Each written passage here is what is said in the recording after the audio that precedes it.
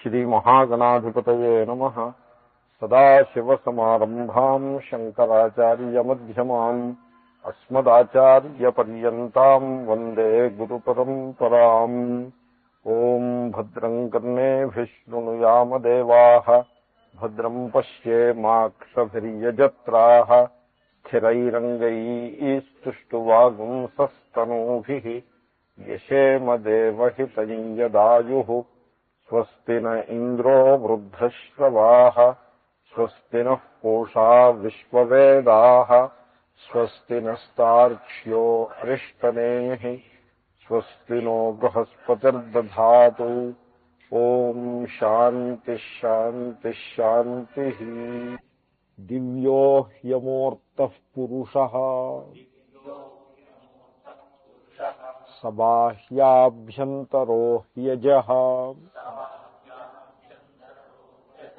అప్రాణో హ్యమనాః శుభ్రః హ్యక్షరాత్ పరతః పరః.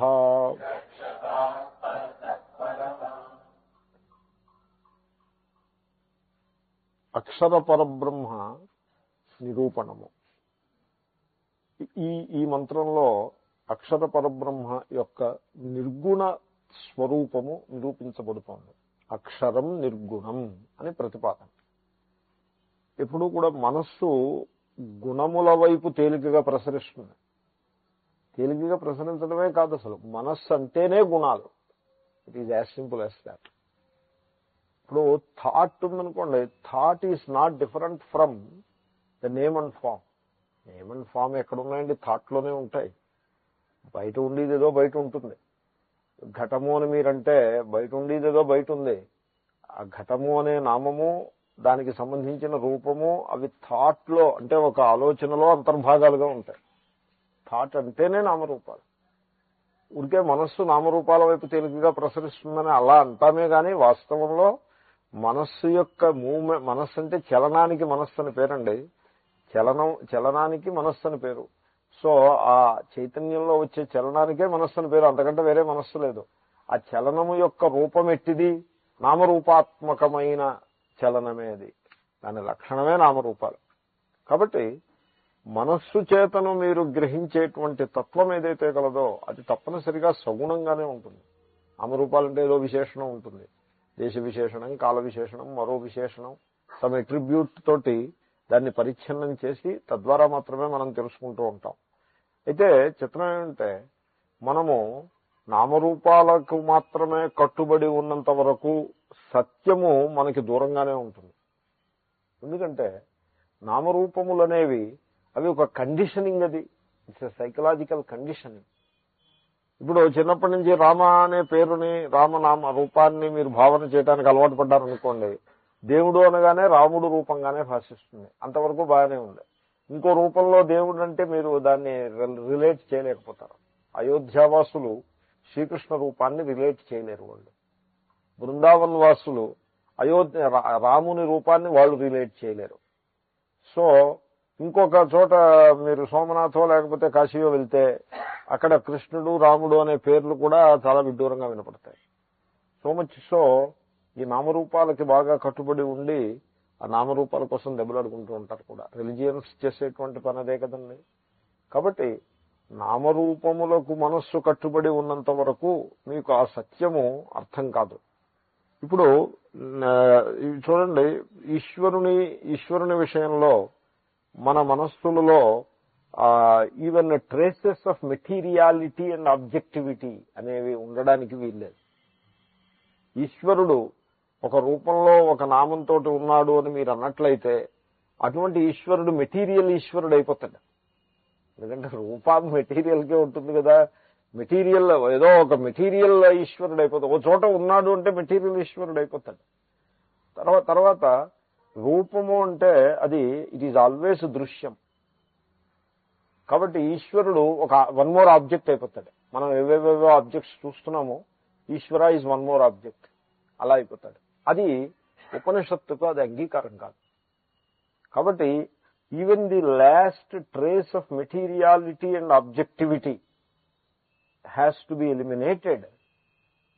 And you have to train the mind. ఆ రకంగా మనస్సుకి మనం శిక్షణను ఇవ్వాల్సి ఉంటుంది. మనస్సు తన పరిధిని తానే దాటి విధంగా మనం శిక్షణను ఇవ్వాల్సి ఉంటుంది.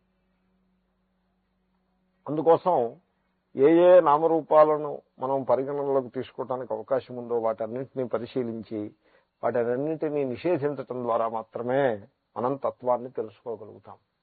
తత్వాన్ని ఇదమిత్తంగా బోధించటం కుదరదు, నిషేధ రూపంగా మాత్రమే బోధించటం కుదురుతుంది. మీరు అనొచ్చు, నిషేధం వల్ల ఏమిటి ఉపయోగం ఉంది?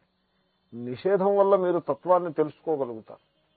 ఇప్పుడు మీకు టైం అని నేను అన్నాను అనుకోండి, 1 year అని నేను అన్నాను అనుకోండి, 1 year అనగా 1 సంవత్సర కాలము అనగానే మీ మనస్సుకి ఒక భావన వచ్చేస్తుంది. 1 నిమిషము అంటే భావన వస్తుంది, సంవత్సరము అంటే భావన వస్తుంది. 100 years అని నేను అన్నాను అనుకోండి, you can readily relate to that. ఈశ్వరుని వయస్సు ఎంత అంటే 10,000 years లేకపోతే 100,000 years అని ఇలా ఏదైనా మొదలెట్టామనుకోండి, somehow you will be able to relate to that. ఆ మనస్సు యొక్క ఆలోచనలో ఎంతటి విశాలమైన కాలమైనా దాంట్లో పట్టేస్తుంది. మనస్సుకి ఆ శక్తి ఉంది. మనస్సు మీరు భావన చేసేయగలుగుతారు. యూనివర్స్ పుట్టి 5 బిలియన్ ఇయర్స్ అయింది అనగానే ఓ అలాగా అనేస్తారు, తల ఊచేస్తారు. మీకు అర్థమైపోయినట్టుగానే భావన చేయగలుగుతారు. ఆ విధంగా మనస్సు యొక్క పరిధిలోకి ఈశ్వరుణ్ణి ఇమర్చటం కుదరదు. మరి అప్పుడు ఆ ఈశ్వరుని గురించి మీకు ఎలా బోధించాల్సి ఉంటుంది? ఈశ్వరుడు కాలమునకు అతీతమైన వాడు, టైమ్లెస్ రియాలిటీ అని చెప్పాలి. టైమ్లెస్ రియాలిటీ అనగానే మీకు ఏమర్థమైనట్టు? ఏమీ అర్థం కాలేదు. కానీ ఏమీ అర్థం కాలేదంటూనే ఒక సంగతి అర్థమైంది. ఏమిటది? ఈ టైం భావన ఏదైతే కలదో దీనిని తిరస్కరించేశారు. టైం భావన తిరస్కరింపబడింది. టైమ్లెస్ రియాలిటీ అని అనగానే కాలభావన తిరస్కారానికి గురయ్యి దూరంగా పోయింది అవతల. కాలభావన దూరంగా పోవడంతో మనస్సులో ఏం మిగిలింది? దానికి చలనానికి అవకాశం కాలం. ఆ అవకాశాన్ని మీరు తొలగించి అవతల పారేశారు. దాంతో మనస్సు ఆ చలనం చేద్దామని అనుకుంటుంది, ఈశ్వరుణ్ణి కూడా తన చలనంలోకి తీసుకొద్దామని ప్రయత్నిస్తుంది. ఆ ప్రయత్నం మానేసి కూర్చుంటుంది. అప్పుడు ఏ నిశ్చలమైనటువంటి చైతన్యము గలదో అది ఈశ్వరుడు అయి ఉండవచ్చు, అది ఈశ్వరుడు బహుశా అలా ఉండవచ్చు అని ఒక భావన మీకు మనస్సుకి వస్తుంది. కాబట్టి దీన్నే ఉపలక్షణము అని అంటారు. ఉపలక్షణము అంటే ఒక పాజిటివ్ గా మనస్సు ఒక డైరెక్షన్ లో ప్రసరించే ప్రయత్నం చేస్తూ ఉండగానే దానిని నిషేధిస్తాం. దాని మీద ముట్టిగా ముట్టేసి దాన్ని కూర్చోబెట్టేస్తాం.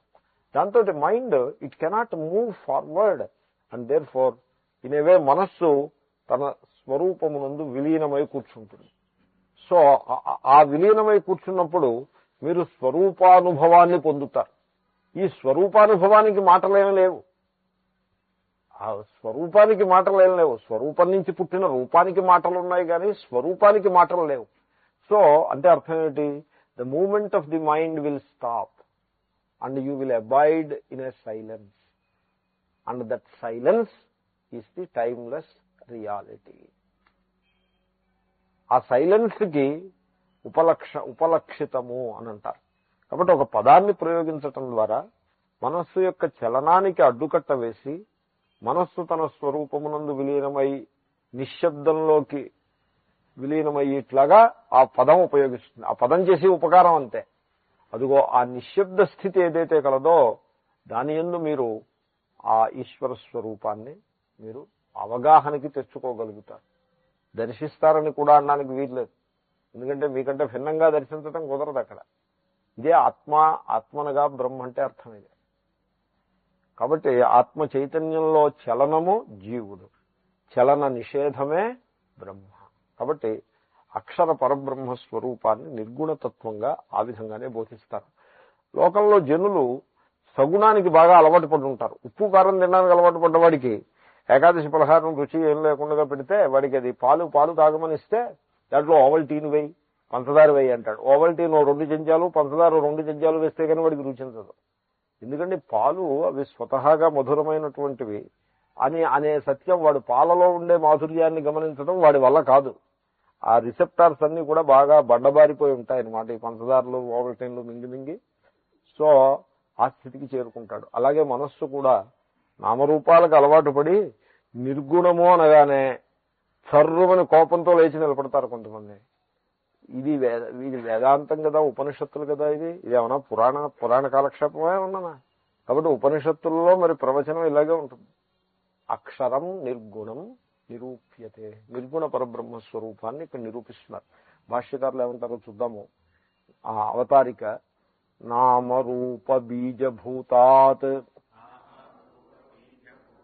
అవ్యాకృతాఖ్యాత్ స్వవికారాపేక్షయా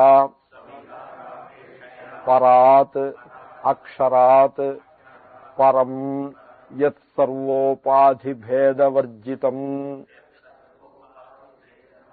అక్షరస్యైవ స్వరూపం ఆకాశస్యేవ సర్వమూర్తివర్జితం నేతి నేతీతి ఆది విశేషణం వివక్షన్నాహ. ఆహా అంటే చెప్పుచున్నది. మంత్రము శృతి చెప్తోంది. దేన్ని చెప్తోంది? అక్షరస్యైవ స్వరూపం వివక్షన్నాహ. ఆ అక్షర పరబ్రహ్మ యొక్క స్వరూపాన్నే చెప్పగోరి, వివక్షన్ అంటే వక్తుమిచ్చన్, చెప్పగోరుచున్నదై ఆహా శృతి పలుకుతున్నది అంటే ఈ మంత్రం అని. సో ఇక్కడ పలికిది మంత్రమే, శృతే పలుకుతోంది. అక్కడ పలికే పురుషుడు ఎవడూ లేడు, అదే అభిప్రాయం. సో శృతి అక్షరము యొక్క స్వరూపాన్ని చెప్తోంది. అక్షరస్యైవ స్వరూపం. అయితే ఎటువంటి స్వరూపాన్ని చెప్తోంది? సర్వమూర్తి వర్జితం స్వరూపం. మీరు ఆ వాక్యంలో అన్ని పదాలని నేను అన్వయం చేస్తా. అన్ని మూర్తి అంటే రూపం, అన్ని రూపములను తిరస్కారం చేసినటువంటి నిర్గుణ స్వరూపాన్ని సర్వమూర్తి వర్జితం రూపం. ఎలాగో తెలుసునండి. ఆకాశస్యేవ, ఆకాశము యొక్క రూపం ఏమిటో చెప్పండి మీరు. ఆకాశము యొక్క రూపం ఏమిటండి? సర్వమూర్తి వర్జితం అనే చెప్పాల్సి ఉంటుంది మీరు. ఆకాశానికి ఏ మూర్తి లేదు. ఘటాకాశానికి ఒక రూపం, ఘట రూపమే ఘటాకాశమునకు ఉన్నట్లుగా అనిపిస్తుంది. ఘట రూపము ఘటాకాశానికి ఉన్నట్టుగా అనిపిస్తుంది. అంతేగాని ఇప్పుడు ఘటం పగిలిపోయింది అనుకోండి, ఆ ఘటాకాశం అదే ఆకారంలో అదేదో హాలీవుడ్ సినిమాలో లాగా ఇటు తిరుగుతూ ఏం కనపడదు. కాబట్టి ఘట రూపము ఘటాకాశానికి అతుక్కోదు.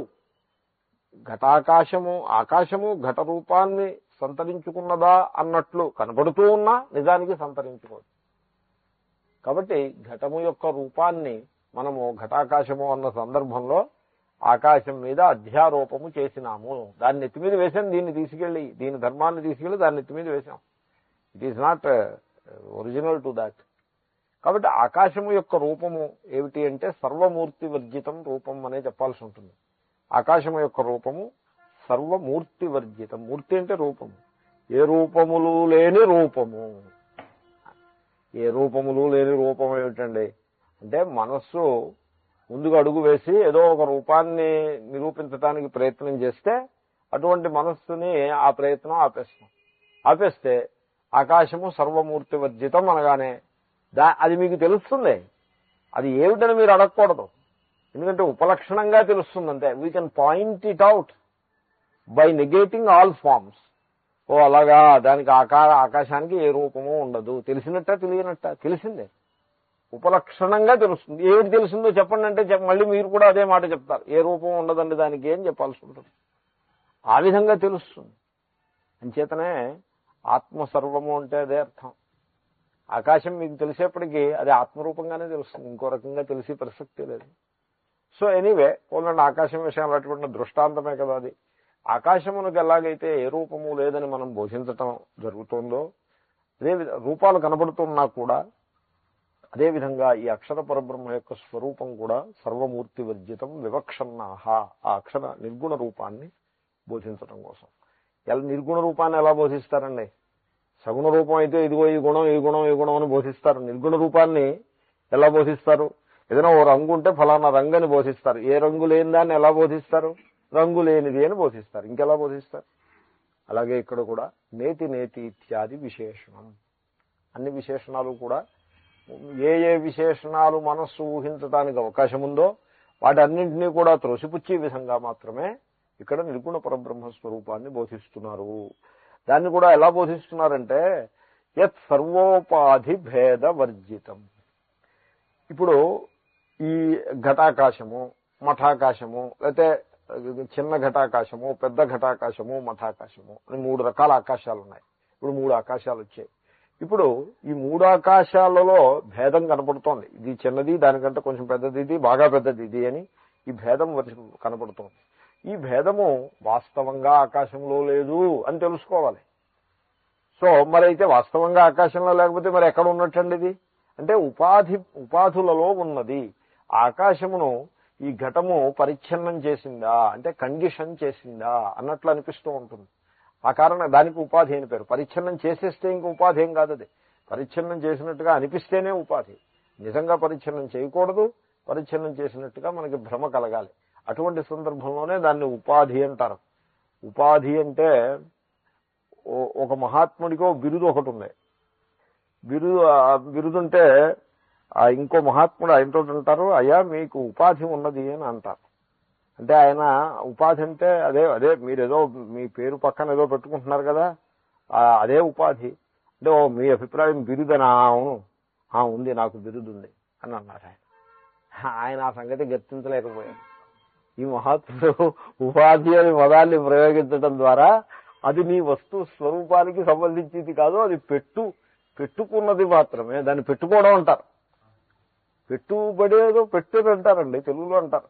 అది పెట్టుకున్న సంగతే గాని వాస్తవం కాదు అని ఆ ఉపాధి అనే పదప్రయోగం ద్వారా ఈ మహాత్ముడు సూచించాడు ఆయనకి. కానీ మరి ఆయన సూచన అందుకోలేదు ఆయన. ఎందుకంటే ఉపాధి అంటే కొంచెం తెలియాలంటే వాడు వేదాంత క్లాసు విని ఉండాలి. ఉపాధి అంటే ఊరికే చిలక పలుకు పలకడం కాదు. ఓ క్లాసులో కూర్చుని విని ఉండాలి కొంతకాలం. అప్పుడు ఏమిటో ఉపాధి ఏమిటో తెలుస్తుంది. ఒకసారి వింటే మళ్ళీ జారిపోతుంది. ఏమి పాఠం అంటే మరి దానికి ఉండే విలువ దానికి ఉంది కదా. సో సర్వ ఉపాధి భేద వర్జితం. ఉపాధులలో భేదం ఉంటుంది. ఆ భేదాన్ని మనం ఉపహితమునకు అంటగడతాం. ఉపహితం అంటే ఆకాశం, దానికి అంటగడతాం.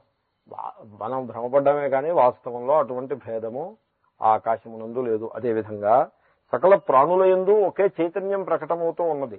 కానీ ఏవో అనేక చైతన్యములా అన్నట్లుగా మనకి ఈ దేహ భేదాన్ని బట్టి, ఉపాధి భేదాన్ని బట్టి భేదం భాషిస్తూ ఉంటుంది. వాస్తవంలో ఆ అక్షర పరబ్రహ్మ యందు అట్టి భేదమేమీ లేదు. యత్ సర్వోపాధి భేద వర్జితం. ఇకపోతే అక్షరాత్ పరతః పరః. ఇక్కడ మీరు గమనించండి, అక్షర పరబ్రహ్మని చెప్తున్నాం. ఈ అక్షర పరబ్రహ్మ అక్షరము కంటే పరమైనది. అంటే ఇక్కడికి ఎన్ని అక్షరాలు వచ్చాయి? 2 అక్షరాలు వచ్చాయి. అంతే కదండి. అక్షరాత్ పరతః పరః. సో ఈ అక్షరము అక్షర పరబ్రహ్మ కంటే అక్షరాత్ పరః. పరతః పరః. ఈ పరతః అన్నది అక్షరాత్కి విశేషణం. ఆ పరతః లాంటి పెట్టండి. ఆ అక్షరము పరమే. పరమంటే దానికంటే ఉత్కృష్టమైనది. సో ఉత్కృష్టమైన అక్షరము కంటే ఈ అక్షరము ఉత్కృష్టమైనది. ఇప్పుడు ఎన్ని ఉత్కృష్టాలు వచ్చాయి? 2 వచ్చాయి. ఎన్ని అక్షరాలు వచ్చాయి? 2 అక్షరాలు వచ్చాయి. కాబట్టి కొంచెం జాగ్రత్తగా గమనించాల్సి ఉంటుంది. ఇప్పుడు అన్నిటికంటే ఉత్కృష్టమైనది పరబ్రహ్మ. దానికే అక్షరం అనే పేరు. ఈ పరబ్రహ్మం ఉన్నదే అది ఉత్కృష్టమైన అక్షరము కంటే ఉత్కృష్టమైనది. ఇది ఎలా ఉందంటే ఈ సుబ్బారావు గారు ఆ సుబ్బారావు గారి కంటే గొప్పవారు అన్నట్టుగా ఉంది. అంటే ఇప్పుడు 2 డిఫరెంట్ సుబ్బారావు గారులను మనం నిరూపించాల్సి ఉంటుంది. అప్పుడు ఈ ఒక స్థాయి తక్కువ ఉత్కృష్టతలో ఒక అక్షరం ఉన్నది, దానికంటే సర్వోత్కృష్ట స్థితిలో ఇంకో అక్షరం ఉన్నది. ఆ సర్వోత్కృష్ట స్థితిలో ఉన్న అక్షరమే మన అక్షరం, పరబ్రహ్మ, అక్షర పరబ్రహ్మ, వినాశము లేనిది అని అర్థం. ఏదైనా అర్థం అదే. సో ఏయా తదక్షరమధిగమ్యతే. సో అదే సర్వోత్కృష్టమైనది. ఆ సర్వోత్కృష్టమైన పరబ్రహ్మని చెప్పడానికి దానికంటే ఒక్క స్థాయి తక్కువలో ఇంకొక అక్షరాన్ని మనకి నిరూపిస్తున్నారు. ఇంకొక అక్షరాన్ని నిర్దేశించి ఈ అక్షరము కంటే అక్షర పరబ్రహ్మ సర్వోత్కృష్టమైనది అని చెప్తున్నారు. అక్షరాత్ పరతః పరః. దాన్ని వ్యాఖ్యానిస్తున్నారు ఆయన. అక్షరాత్ పరం యత్. అక్కడ ఈ లోవర్ అక్షరం కంటే హయ్యర్ అక్షరం ఒకటి ఉంది. ఈ లోవర్ అక్షరం ఏమిటి, హయ్యర్ అక్షరం ఏమిటి అంటే ఈ లోవర్ అక్షరము దీనికే మాయాశక్తి అని పేరు. మాయాశక్తి కంటే, దానికి ఆ మాయాశక్తి అనే పేరు ఎందుకు వచ్చిందో చెప్తాను తర్వాత. సో ఆ మాయాశక్తి కంటే అక్షరాత్ మాయాశక్తి కంటే దానికే అవ్యాకృతము అని కూడా పేరు. ఈ పేర్లన్నీ మీరు గుర్తుపట్టాలి. సో మాయాశక్తికే అవ్యాకృతము ఎందుకు వచ్చిందో మళ్ళీ చెప్తా. అవ్యక్తము అని కూడా దానికే పేరు. సో దానికే అక్షరము అని ఇక్కడ నిర్దేశం చేస్తున్నారు. అటువంటి అక్షర శబ్దవాచ్యమైన అవ్యాకృత శబ్దవాచ్యమైన మాయాశక్తి కంటే అక్షర పరబ్రహ్మ సర్వోత్కృష్టమైనది. అక్షరాత్ పరః.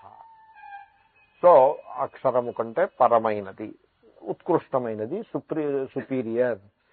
సో అయితే ఈ క్రింది అక్షరం ఏమిటి అంటే నామ అవ్యాకృతాఖ్యాత్ అక్షరాత్.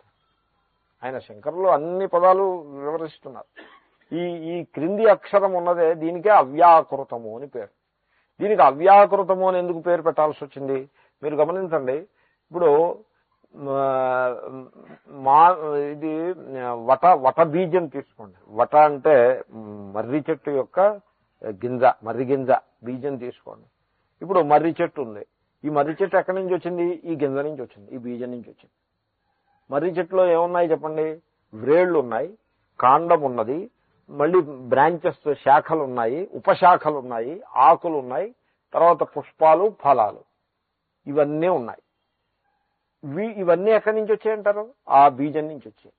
ఇప్పుడు ఇవన్నీ విడివిడిగా మనకి స్పష్టంగా నామరూపాలు. ఇగో ఈ రూపానికి ఈ నామము వ్రేళ్లు, ఈ రూపానికి నామము మ్రాను, ఈ రూపానికి నామము శాఖలు అని మనకి నామరూపాలు స్పష్టంగా కనపడుతున్నాయి. ఈ నామరూపాలన్నీ ఎక్కడున్నాయంటారు? ఆ బీజంలో ఉన్నాయి. మరి చూపించండి ఎక్కడున్నాయో బీజంలో. చూపించండి అంటే కనపడవండవి, మేనిఫెస్ట్ అయితే కనపడతాయి, ప్రకటన అవుతే కనపడతాయి. కానీ ప్రకటన కాకపోతే ఎలా కనపడతాయి? ప్రకటన కాకుండా ఉన్నాయి. దాని పేరే అవ్యాకృతము. సరిపడింది కదండి. ఇప్పుడు మర్రి చెట్టు ఏమిటి? వ్యాకృతము. మర్రి చెట్టు యొక్క అవ్యాకృతం ఏమిటి? బీజము. అదేవిధంగా ఈ జగత్తంతా నామరూపములు. సూర్యుడు, చంద్రుడు, పర్వతాలు, నదులు, మనుష్యులు, ఈ మనిషి, ఆ మనిషి, దేవదత్త, యజ్ఞదత్త, పశువులు, పక్షులు, పశువులు కూడా పేర్లు పెట్టుకుంటూ ఉంటారు కొంతమంది. సో ఈ విధంగా ఈ నామరూపాలు ఏవైతే ఉన్నాయో వీటన్నిటికీ ఇది వ్యాకృత అవస్థ, వ్యాకృత జగత్ అంటే మేనిఫెస్ట్ యూనివర్స్. దీనికి మూలంలో ఒక అద్భుతమైన శక్తి ఒకటి ఉండాలి. ఆ శక్తి నుండే, ఎందుకంటే ఈ జగత్తంతా శక్తిమయం, ఇదంతా శక్తిమయమైనప్పుడు ఇది దేని నుండి పుట్టిందో ఆ శక్తి అది ఒక మహాశక్తి అయి ఉండాలి.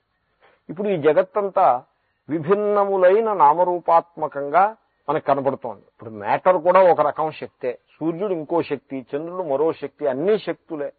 ఈ శక్తులన్నీ మనకి స్పష్టంగా ఇది ఇలాంటి శక్తి, అది అలాంటి శక్తి అని నామరూపంగా మీరు నిర్వచనం చేయగలుగుతారు. కానీ ఈ శక్తులన్నింటినీ ఏ శక్తి తన నుండి ప్రకటింపజేసిందో ఆ మహాశక్తికి నిర్వచనం ఏం లేదు. దాన్ని ఇదమిత్తంగా మీరు నిరూపణం చేయలేరు. అంచేతనే దానికి అవ్యక్తము, అవ్యాకృతము, మాయాశక్తి. అది దాన్ని గురించి ఏదైనా చెప్పండి అంటే దాని గురించి ఏం చెప్తామండి? ఇదిగో ఈ నామరూపాత్మకమైన జగత్తంతా ఏది కలదో దీనికి అది బీజము అని చెప్తాం. మర్రి గింజ గురించి ఏమైనా చెప్పండి, ఏం చెప్తారు? ఇగో ఈ మర్రి చెట్టు అనేది ఏదైతే కలదో ఈ చెట్టు అంతా దాని నుంచి పుట్టింది అని అలాగే చెప్పాలి దాన్ని. అంతకంటే ఇంకో రకంగా చెప్పడానికి వీర్లేదు. బంగారం అంటే ఏమిటో చెప్పండి అంటే ఇదిగో నా మెడలో ఉన్న నెక్లెస్ దేని నుంచి, ఏ లోహం నుంచి పుట్టిందో ఆ లోహమే బంగారము అని చెప్పాలి. ఇంకా అంతకంటే ఏం చెప్తారు? కాబట్టి ఆ అవ్యాకృతము అనే పదంతో చెప్తారు దాన్ని. అలా చెప్పగానే మనకు అర్థమైపోతుంది. సో నామరూప బీజభూతాత్, ఈ జగత్ అనే నామరూపములకు బీజమైనటువంటిది. అవ్యాకృతాఖ్యాత్, అవ్యాకృతము అనే పేరుతోటి వ్యవహరింపబడేటువంటి అక్షరాత్, దానికి మళ్ళీ అక్షరం అని పేరు, అది మాయాశక్తి. ఆ మాయాశక్తి కంటే ఈ పరబ్రహ్మ ఉత్కృష్టమైనది. ఏమిటి ఉత్కృష్టత అంటే ఆ మాయాశక్తి పరబ్రహ్మ నుండియే ఆవిర్భవించింది అని అర్థం. అయితే ఏమంటే పరబ్రహ్మకి మీరు అక్షరం అని పేరు పెట్టారు, బాగానే ఉంది. ఈ మాయాశక్తికి కూడా అక్షరం అని పేరు ఎందుకు పెడుతున్నారు అంటే ఏ జగత్ అయితే ఈ మాయాశక్తి నుంచి ఉద్భవించిందో ఆ జగత్తు కంటే ఈ మాయాశక్తి గొప్పదే కదండి. అంచేత మీరు మాయాశక్తి దగ్గరికి వెళ్ళేప్పటికీ ఇంకా పరబ్రహ్మ దగ్గరికి వెళ్ళిపోయినట్టే. అంచేత ఓ రకంగా మాయాశక్తి కూడా అక్షరమే. స్వవికారాపేక్షయా పరాత్, తన నుండి ఉదయించినటువంటి వికారములు అంటే తన నుండి పుట్టినటువంటి ఈ జగత్తు యొక్క నామరూపములతో పోలిస్తే వీటన్నిటికంటే కూడా అది చాలా సూక్ష్మమైనది, ఉత్కృష్టమైనది, వీటన్నిటికీ కారణము. కాబట్టి పరము, అది పరతః అక్షరాత్, అది పరము. జగత్తు యొక్క నామరూపముల కంటే మాయాశక్తి పరము, అది అక్షరము. ఆ విధంగా పరమైన అక్షరము కంటే పరమైనది నిర్గుణ అక్షర పరబ్రహ్మ. అక్షరాత్ పరతః పరః. అమ్మా, ఆయాసం వచ్చింది నాకు. చూడండి మరి నిరూపణ ఎంత పకడ్బందీగా ఉంటుందో. సో అటువంటి ఆ పరబ్రహ్మ స్వరూపాన్ని బోధించగోరి ఈ శృతి ఇలా చెప్తోంది. అక్షరాత్ పరతః పరః అప్పుడే వ్యాఖ్యానం అయిపోయింది, అవతారికలోనే అయిపోయింది. మళ్ళీ వస్తుంది, మంత్రం దగ్గర మళ్ళీ వస్తుంది. అన్నాము దివ్యః ద్యోతనవాన్ స్వయం జ్యోతిష్ట్వాత్ దివివా స్వాత్మని భవః అలౌకికో వా. అంతవరకు దివ్య అనే పదానికి అర్థం. ఒక్కొక్క పదానికే అర్థం చెప్పుకుంటూ వెళ్తున్నారు. ఆ పదం అయ్యేప్పటికీ మనకు ఆ అక్షర పరబ్రహ్మ యొక్క స్వరూపం అవగాహనకి వస్తుంది. దివ్యమైనది అంటే ఇప్పుడు చూడండి, నేను ఇంతవరకు చెప్పిన అక్షర అని చెప్పానే, మాయాశక్తి అక్షరం, పరబ్రహ్మ అక్షరం. ఇది ఎలాంటిదంటే పార్వతీ పరమేశ్వరులు అన్నాం. శివశక్తి అంటారే, ఇదే శివశక్తి అంటే ఇదే. కాబట్టి శివుడి నుంచి శక్తిని, శక్తి నుంచి శివుణ్ణి విడదీయలేవంటే ఇదే అర్థం. అంచేతనే దేవుణ్ణి కూడా స్త్రీ పురుష రూపంగా భావన చేయటం వెనక ఉన్నటువంటి రహస్యం తాత్విక ప్రణాళిక అంటారు. తాత్విక ప్రణాళిక. సో ఇదే. అంచేతనే పరమేశ్వరుణ్ణి అర్ధనారీశ్వర రూపంగా, శివశక్తి రూపంగా, శివుడి నుంచి శక్తిని, శక్తి నుంచి శివుణ్ణి విడదీయలేని రూపంగా భావన చేస్తారు. విష్ణువుకి లక్ష్మీదేవి వక్షస్థలం మీద టాటూ ఏనండి, టాటూ లాగా ఉంటుందని మనకి ఛాయా అంకము అంటే టాటూ. అమెరికాలో వాళ్ళు టాటూస్ వేసుకుంటారు. ఈ టాటూస్ మీద పోటీలు కూడా జరుగుతాయి. ఆ పోటీల్లో వాళ్ళు వచ్చి తమ తమ టాటూలను ప్రదర్శిస్తారు. టాటూలను ప్రదర్శించడం అంటే దేహాన్ని ప్రదర్శిస్తారు అర్థం. అంతకంటే మహాభాగ్యం ఇంకేముంది. దాంట్లో మళ్ళీ దానికి బహుమానాలు వేస్తారు. ఈ టాటూస్ ఇది ఒక పెద్ద వ్యామోహం వాళ్ళకి. ఒక్కొక్కడు ఒక కుర్రాడు నా దగ్గరికి వచ్చాడు, మిడిల్ ఏజ్డ్ పర్సన్. ఒక టాటూతో వచ్చాడు. టాటూతో వచ్చి టాటూ నాకు చూపించాడు. వేదాంత స్టూడెంట్. మళ్ళా టాటూ చూపిస్తే నేను అడిగాను, what is the meaning of that tattoo అని అన్నా. వై యూ డూ దాట్ అంటే అంటాడు, ఐఎమ్ మేకింగ్ ఏ స్టేట్మెంట్.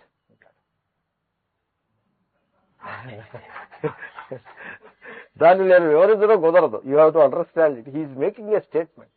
అదే ఇప్పుడు రోడ్డు మీద చొక్కా ఉప్పేసుకుని భుజం మీద వేసుకుని నడిచి వెళ్ళిపోతూ ఉంటాడు ఒకడు.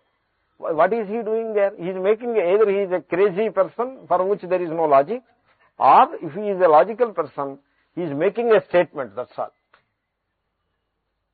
అంటే తన యొక్క ఉనికిని, తన యొక్క విశిష్టతని లోకానికి చాటుతున్నాడు అని అలాగేదైనా దాన్ని ట్రాన్స్లేట్ చేయాలి. ఈ టాటూ కూడా ఈజ్ మేకింగ్ ఏ స్టేట్మెంట్. ఒక రింగ్ వేసుకుని వచ్చాడు ఒక యంగ్ మ్యాన్, వచ్చి కాళ్ళకేది దండం పెట్టాడు. ఏమిటా ఒక రింగ్ ఏమిటంటే, ఇట్స్ ఏ స్టేట్మెంట్ స్వామీజీ అంటాడు. Why he should make a statement? So ఇదొక వ్యామోహం. But we have this tattoo. Tattoo అంటే అభిప్రాయం ఏంటంటే, ఆ బొమ్మ ఏదైతే కలదో అది నేనైపోయాను, నేను అది, దానికి నాకు విడదీయరాని సంబంధము అని అభిప్రాయం. That is the tattoo. Shri మహావిష్ణువు కూడా టాటూ పెట్టుకున్నాడు. ఆ టాటూ అనే అంటారండి అది. దానికి తెలుగు ఏమిటి? పచ్చబొట్టు. ఇట్ ఈస్ పచ్చబొట్టు అది. సో ఆ పచ్చబొట్టు పేరే లక్ష్మీదేవి. ఆ పదంలో అర్థం ఉందండి. లక్ష్మ అంటే పచ్చబొట్టు. లక్ష్మ అంటే పచ్చబొట్టు. యాస్క నిరుక్తం, వైదిక పదం అదే. సో అంటే గుర్తు, పచ్చబొట్టు, చిహ్నము. లక్ష్మణ అనే పేరు కూడా అలాగే వచ్చింది. స్త్రీ రూపంగా చెప్తే లక్ష్మి అంటే ఆ విడదీయలేరు. మీరు టాటూని తీయలేరు. ఏదో నెక్లెస్ ఏదో పెట్టుకుంటే విడతీయచ్చు, కానీ టాటూ వేసేస్తే ఇంకేం విడతీస్తారు? విడదీయలేరు. కాబట్టి అక్షర పరబ్రహ్మ, మాయాశక్తి అలా విడదీయరానివి అని అర్థం. ఈ అర్థాన్ని తెలుసుకోవాలి. ఈ అర్థాన్ని తెలుసుకోకుండా ఊరికే ఏవో 4-5 కథలు పట్టుకుని వేలాడితే అది వివేకం కాదు, అది గ్రోత్ కాదు. నస్సుకి అది గ్రోత్ అనిపించుకోదు. ఎనీవే సర్వమూర్తి వర్జితం. సో దివ్య, దివ్య అంటే ఈ అక్షర పరబ్రహ్మ దివ్యమైనది. ఈ దివ్యమైనది అనే పదాన్ని మన వాళ్ళు వాడేస్తారు, వ్యాఖ్యానం చేయకుండా వాడేస్తారు. అది చాలా దివ్యమైన ఆయన, ఆ మహాత్ముడు చాలా దివ్య శక్తులు గలవారండి అని అన్నారు ఎవరో నాతో. అంటే నేను అన్నాను దివ్య శక్తులు అంటే ఏమిటండి అని అడిగితే అన్నారు దివ్య శక్తులు అంటే తెలియదా మీకు? అవి తెలియదండి నాకు, దివ్య శక్తులు అంటే ఏమిటో తెలియదు చెప్పండి. అదేనండి దివ్య శక్తులు అంటారు, అదే that is how it is. ఇంకే ఏదో అలవాటుగా అలవోకగా పదప్రయోగం చేయడం కాదండి, దాన్ని అర్థం చేసుకోవాలి. సో దివ్ అనే ధాతువు నుంచి దివ్య అనే పదం పుట్టింది. ఆ దివ్ అనే దివ్ కాంతౌ, దానికి ద్యోతనము ప్రకాశము అని పేరు. సో ద్యోతనవాన్ ఆ పదానికి పదం అర్థం. దీన్ని ముక్కస్య ముక్కార్థ అంటూ ఉంటారు ఒక రకంగా తెలుగులో. ఒక ముక్కకి ముక్క అంటారు కదండి పదానికి, ఆ పదానికి పదంతో అర్థం, direct meaning, straightforward direct dictionary meaning. దివ్య ద్యోతనవాన్, ప్రకాశము కలది. ఏమిటండి ప్రకాశము కలది అని అక్షర పరబ్రహ్మకి ప్రత్యేకంగా ఏమిటి విశేషణం వేసి చెప్తున్నారు? ఏమిటి అంటే స్వయం జ్యోతిష్వాద్, అది స్వయముగా ప్రకాశించున్నది. స్వయముగా ప్రకాశించేది ఒకటి, ఇతరముల చేత ప్రకాశింపచేయబడేది మరి ఒకటి. లూమినస్ అండ్ ఒపేక్ అని అంటారు. సో ఇప్పుడు చంద్రుడు ఉన్నాడు అనుకోండి, స్వయం జ్యోతి కాదు, సూర్యుడు స్వయం జ్యోతి. ఆ లెక్కలో విత్ ఇన్ దట్ లెవెల్ సూర్యుడు స్వయం జ్యోతి. కానీ సూర్యుని యొక్క శక్తి ఎక్కడి నుంచి వచ్చిందంటారు? ఆ బిగ్ బ్యాంగ్ నుంచో ఎక్కడి నుంచో వచ్చిందని మోడర్న్ గా కూడా చెప్పినా సూర్యుని యొక్క శక్తి ఆ మాయాశక్తి నుంచే వచ్చింది కదా. ఆ మాయాశక్తి కూడా దేని యందు మూలమును కలిగి ఉన్నదో, దేని యొక్క స్వరూపములో అంతర్భాగమై ఉన్నదో అట్టి పరబ్రహ్మ నిజంగా స్వయం ప్రకాశ స్వరూపమైనది. దాన్ని ప్రకాశింపజేసేది మరి ఒకటి లేదు. అది స్వయం ప్రకాశ స్వరూపమైనది, స్వయం జ్యోతిష్వాత్. లేకపోతే ఇంకో రకంగా చెప్పచ్చు, దివి భవః దివ్య. యా అనేది ఆ ప్రత్యయము. నేను కొంచెం చేతస్థంగా పాఠం చెప్తున్నాను, మీరు చాలా సీనియర్ స్టూడెంట్స్ అనే అభిప్రాయంతో సంస్కృత పదాలని వ్యాఖ్యానం చేసి చెప్తున్నాను. అంటే చెప్పడానికి సందర్భం వచ్చింది కాబట్టి చెప్తున్నాను. చెప్పకుండా నాలో నేను దాచేసుకోవాలంటే దాచేసుకోగలుగుతాను ఏదైనా పబ్లిక్ టాక్స్లోనూ అక్కడలో. ఇప్పుడు because I have a wonderful audience, that's why I take a little extra privilege. Anyway దివి భవః దివ్య, అది దాని యందు ఉండునది అనే అర్థంలో యా అనే ప్రత్యయం వస్తుంది. ఇప్పుడు గ్రామ్య అంటే అర్థం ఏంటండి? గ్రామంలో ఉండేది. ఏమండి? వన్య అంటే వనంలో ఉండేది. తర్వాత అలాంటివి ఇంకా ఏవేవో ఉన్నాయి. సో మెనీ పదాలు దే ఆర్ లైక్ దట్. వన్య, గ్రామ్య, ఇలాంటివి there are so many. So దివ్య అంటే దివి భవః దివ్య. దివి అంటే దివ్వునందు ఉండేది. దివ్ అంటే స్వయం ప్రకాశ తత్వం ఏదైతే కలదో దానికి దివ్ అని పేరు. దాని యందు ఉండేది. ఏమండి స్వయం ప్రకాశం ఏమిటో చెప్పండి మీరు. మీ ఈ జగత్తులో స్వయం ప్రకాశము, తనంత తానుగా ప్రకాశించేది ఏమిటో చెప్పండి. ఆత్మ. ఇంకా ఏది తనంత తానుగా ప్రకాశించదు. దీనికి నేను దృష్టాంతం ఒకటి చెప్తూ ఉంటాను భాగవతం నుంచి. ధ్రువుడు తపస్సు చేస్తుంటే విష్ణు వచ్చి ఎదుర్కొన్నా నిలబడతాడు. నిలబడితే ధ్రువుడు ఆ విష్ణువుకే చూడడం, అతను తన ధ్యానంలో తాను ఉండిపోతాడు. విష్ణు అనుకుంటాడు వీడు వెరిమోహంలా ఉన్నాడే, నా కోసమే కదా వీడు తపస్సు చేస్తున్నాడు, తీరా దేని వచ్చి నిలబడితే నాకే చూడేమిటి అని విష్ణువు కొంచెం చికాకు పడతాడు. ఓ రకంగా చికాకు పడి అతని ధ్యానాన్ని భంగపరుస్తాడు. ధ్రువుడి ధ్యానాన్ని భంగపరిస్తే అప్పుడు ధ్రువుడు కళ్ళు తెరిచి చూసి ఓ మహావిష్ణువు అని అంటాడు. ఇప్పుడు మహావిష్ణువుని ప్రకాశింపజేసింది ఎవరంటారు? ధ్రువుడు. దాంట్లో ఉన్నటువంటి రహస్యం అది, అంతే కదండి. ఎందుకంటే ధ్రువుడు కళ్ళు తెరిచి చూచి ఆ మహావిష్ణువు అని గుర్తించేంత వరకు మహావిష్ణువు అలా నిలబడి ఉండాలి. కాబట్టి కనుక ఆత్మస్వయం ప్రకాశము, ఆత్మస్వయం ప్రకాశము. కాబట్టి దివి భవః అంటే స్వాత్మని భవః, తన ఆత్మయందు స్వయం ప్రకాశ, తన యందు, స్వాత్మని అంటే తన యందు ఉండేది. తన యందు ఎలా ఉందండి? స్వయం ప్రకాశ చైతన్య రూపంగా ఉన్నది. అదే దివ్య. మీకు ఇంతటి గంభీరమైన అర్థాల్లో మీకు ఇబ్బంది ఉంటే సింపుల్ అర్థం ఒకటి చెప్పుకోవచ్చు మీరు కావాలనుకుంటే. అలౌకికో వా, ఈ వా అనే పదంలో ఒక రకమైన అస్వారస్యం ధ్వనిస్తుంది. అంటే మీరు లోతుల్లోకి వెళ్లకుండా లౌకికము దివ్యము, లౌకికము అంటే లోకల్, లోకానించే లోకల్ వచ్చిందండి, సంస్కృత లోకం నుంచి ఇంగ్లీష్ లోకల్. సో లౌకికము అంటే లోకల్, లోకల్లీ అవైలబుల్. అలౌకికము అంటే టెరెస్ట్రియల్ కాదు, అది సెలెస్టియల్ అని అర్థం. అలౌకికోవా అలా చెప్పేసుకుని మీరు ఆగిపోతామంటే ఆగిపోవచ్చు, ఏమీ అభ్యంతరం లేదు. అలౌకికోవా, ఆ అక్షర పరబ్రహ్మ లౌకికమైనది కాదు, అంటే లోక వ్యవహారంలో అంతర్గతంగా ఉండదు, అంటే మీరు కన్నుతో చూసి చెవితో విని మనస్సుతో ఆలోచించేది విధంగా ఉండదు. అలౌకికోవా, అది దివ్య అనేప్పటికీ సాక్షాత్ అపరోక్షాత్ బ్రహ్మ అనే అర్థం దానికి. బ్రహ్మని చెప్పమన్నారు ఉపనిషత్తులో. బ్రహ్మబ్రూహి, బ్రహ్మని చెప్పమంటే గురువు గారు ఏమని చెప్పారంటే, ఒక వెర్రివాడ సాక్షాత్ అపరోక్షాత్ బ్రహ్మ అని చెప్పారు. అపరోక్షాత్ అంటే అక్కడ పంచమేయం కాదు, అది అపరోక్షం, సాక్షాత్ అపరోక్షం బ్రహ్మ ఇత్యర్థ. ఇప్పుడు ఎలాగంటే నేను ఇంతకుముందు చెప్పుకుంటాను, ఇది మళ్ళీ గుర్తు చేస్తాను. ఎలాగంటే ఇప్పుడు స్వర్గం ఉంది, స్వర్గంలో ఏవో ఉన్నాయి, స్వర్గంలో నందనవనం ఉన్నది. అది పరోక్షమా ప్రత్యక్షమా?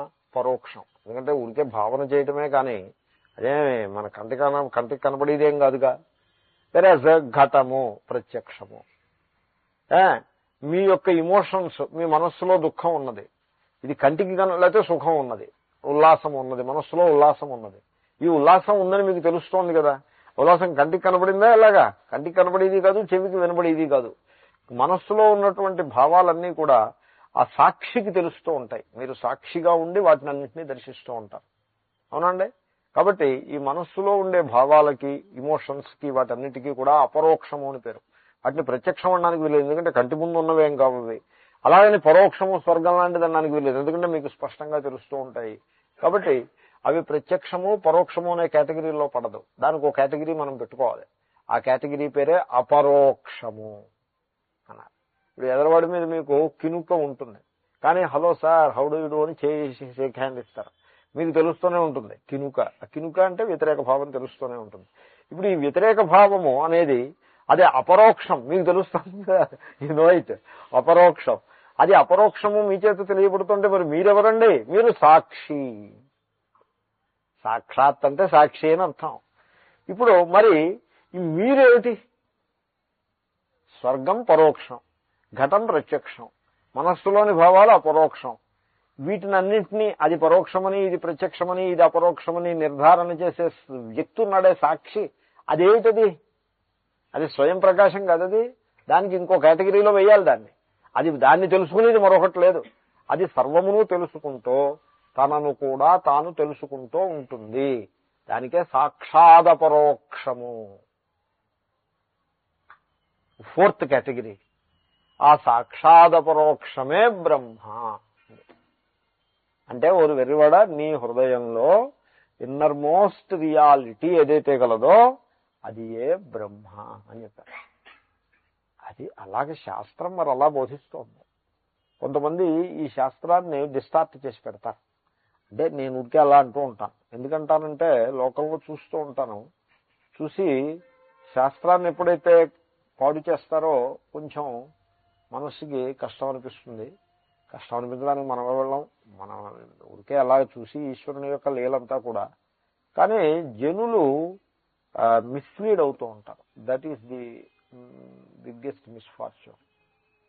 సో జనుల్ని పొలిటీషియన్స్ మిస్లీడ్ చేస్తూ ఉంటారు, థియలాజియన్స్ మిస్లీడ్ చేస్తూ ఉంటారు. మొన్న ఒకసారి మనం చేశాను మీకు, theologians and politicians are like, ఇద్దరు కూడా మిస్లీడ్ చేస్తూ ఉంటారు. నేను పొలిటీషియన్స్ చాలా మంచి పొలిటీషియన్ అనుకున్న వ్యక్తి కూడా చాలా సునాయాసంగా ప్రామిసులు చేస్తుంటే చూశాను.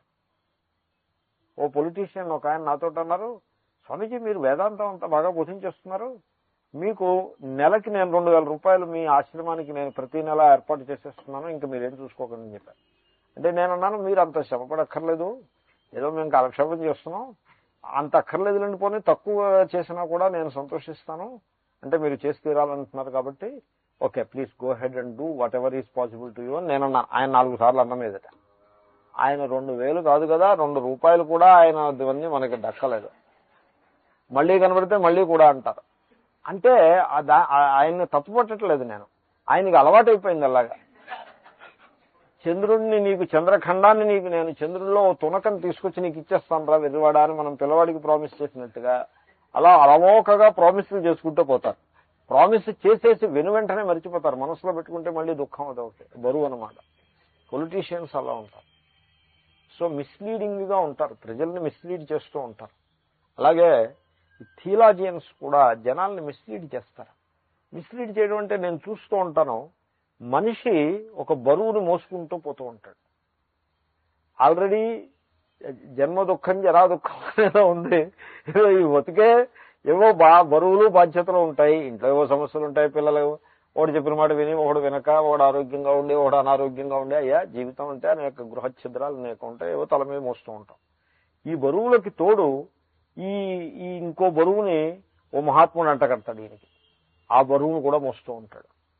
నిన్న పూజ్య స్వామీజీ అంటే లోకంలో జనులు తెలుసుకోవాలి అన్న దానికి దృష్టాంతంగా నేను చెప్తున్నాను. నేను స్వామీజీ ఆయన మాటల్ని నేను యథాతథంగా కోట్ చేస్తున్నాను, వెర్బటిం, ఒక్క మాట కూడా మార్చకుండా చెప్తున్నాను. ఆయన ఏమన్నారంటే, వాస్తు శాస్త్రం నాకు వచ్చును అన్నవాడిని మీ ఇంటి గుమ్మం తొక్కనివ్వద్దు.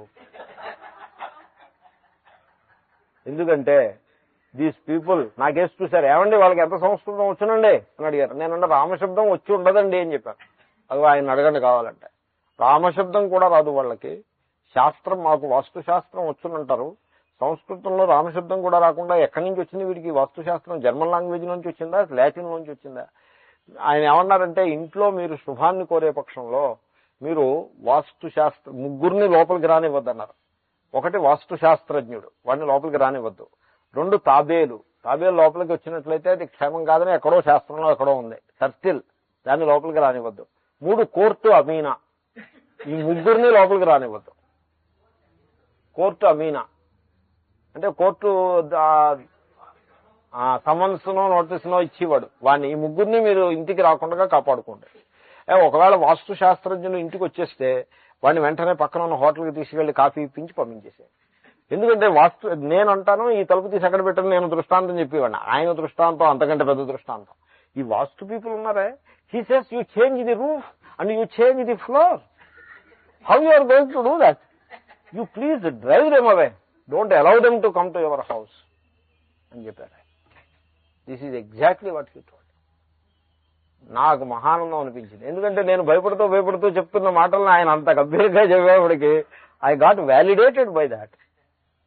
సో ప్రజల్ని కొంచెం మిస్లీడ్ చేయటం, దాంతో ఉన్న సమస్యలు ఏవో ఉంటాయి, ఆ సమస్యలకు తోడు ఇంకో కొత్త బరువును నెత్తి మీద వేసుకుని మోస్తూ పాపం కష్టపడుతూ ఉంటారు. సో దీన్ని కొంతమంది తాము తెలుసుకోకుండా తాము మిస్లీడ్ అయ్యి ఇతర వాళ్ళని మిస్లీడ్, స్వయం కన్ఫ్యూజ్డ్ పరాన్ కన్ఫ్యూజ్ అయ్యేది అని కొంతమంది ట్రిక్. వాళ్ళు కన్ఫ్యూజ్ కారు, వాళ్ళు బాగానే ఉంటారు. They reserve all this confusion for others అని. ఈ 2 రకాల వ్యక్తులు జనాలను కన్ఫ్యూజ్ చేస్తూ ఉంటారు. ఇది కలియుగం అంటే అలాగే ఉంటుంది. కాబట్టి మనం ఏమిటంటే స్పష్టంగా ఖచ్చితమైన అవగాహన కలిగి ఉండవాలి. Knowledge, understanding is the essence of life. కాబట్టి అలౌకికోవా దివ్య అక్కడ కదా. ఇంకా తర్వాత దివ్యో హ్యమూర్త అని ఉంది కదా, హీ అని ఉంది. హీకి ఆయన అర్థం రాస్తున్నారు, హీ యస్మాత్ అమూర్త సర్వమూర్తివర్జిత. దివ్య అని ఎందుకన్నారు? ప్రకాశస్వరూపుడు అని ఎందుకు అనాల్సి వచ్చిందంటే, అమూర్త యస్మాదమూర్త తస్మాత్ దివ్య. హేతుమద్భావం. హీకి ఒక వ్యవస్థని కల్పించాలి కదా, మంత్రంలో ఉంది కదా. మరి సర్వమూర్తి వర్జిత అమూర్త అంటే ఏ రకమైనటువంటి రూపము లేనట్టు. రూపము అంటే అదేదో చాలా గొప్పదని మీరు అనుకోవద్దు. రూపము అంటే దేశ పరిచ్ఛేదము, స్పేస్ లో దాన్ని కట్టడి చేసేస్తే దానికి రూపము అని పేరు. ఇప్పుడు దేవుడికి వాస్తవంగా రూపమే ఉందనుకోండి, అంటే అప్పుడు దేవుడు గొప్ప, స్పేస్ గొప్ప? స్పేసే గొప్ప. ఏమండి, వైకుంఠం ఉన్నది, వైకుంఠంలో విష్ణు ఉన్నాడు అని మీరు అన్నారనుకోండి, ఇప్పుడు విష్ణువుని తనలో దాచుకున్న వైకుంఠం విష్ణువు కంటే గొప్పదై ఉండాలి. ఆ వైకుంఠాన్ని తనలో ఇముడ్చుకున్న ఆకాశం అంతకంటే గొప్పదై ఉండాలి.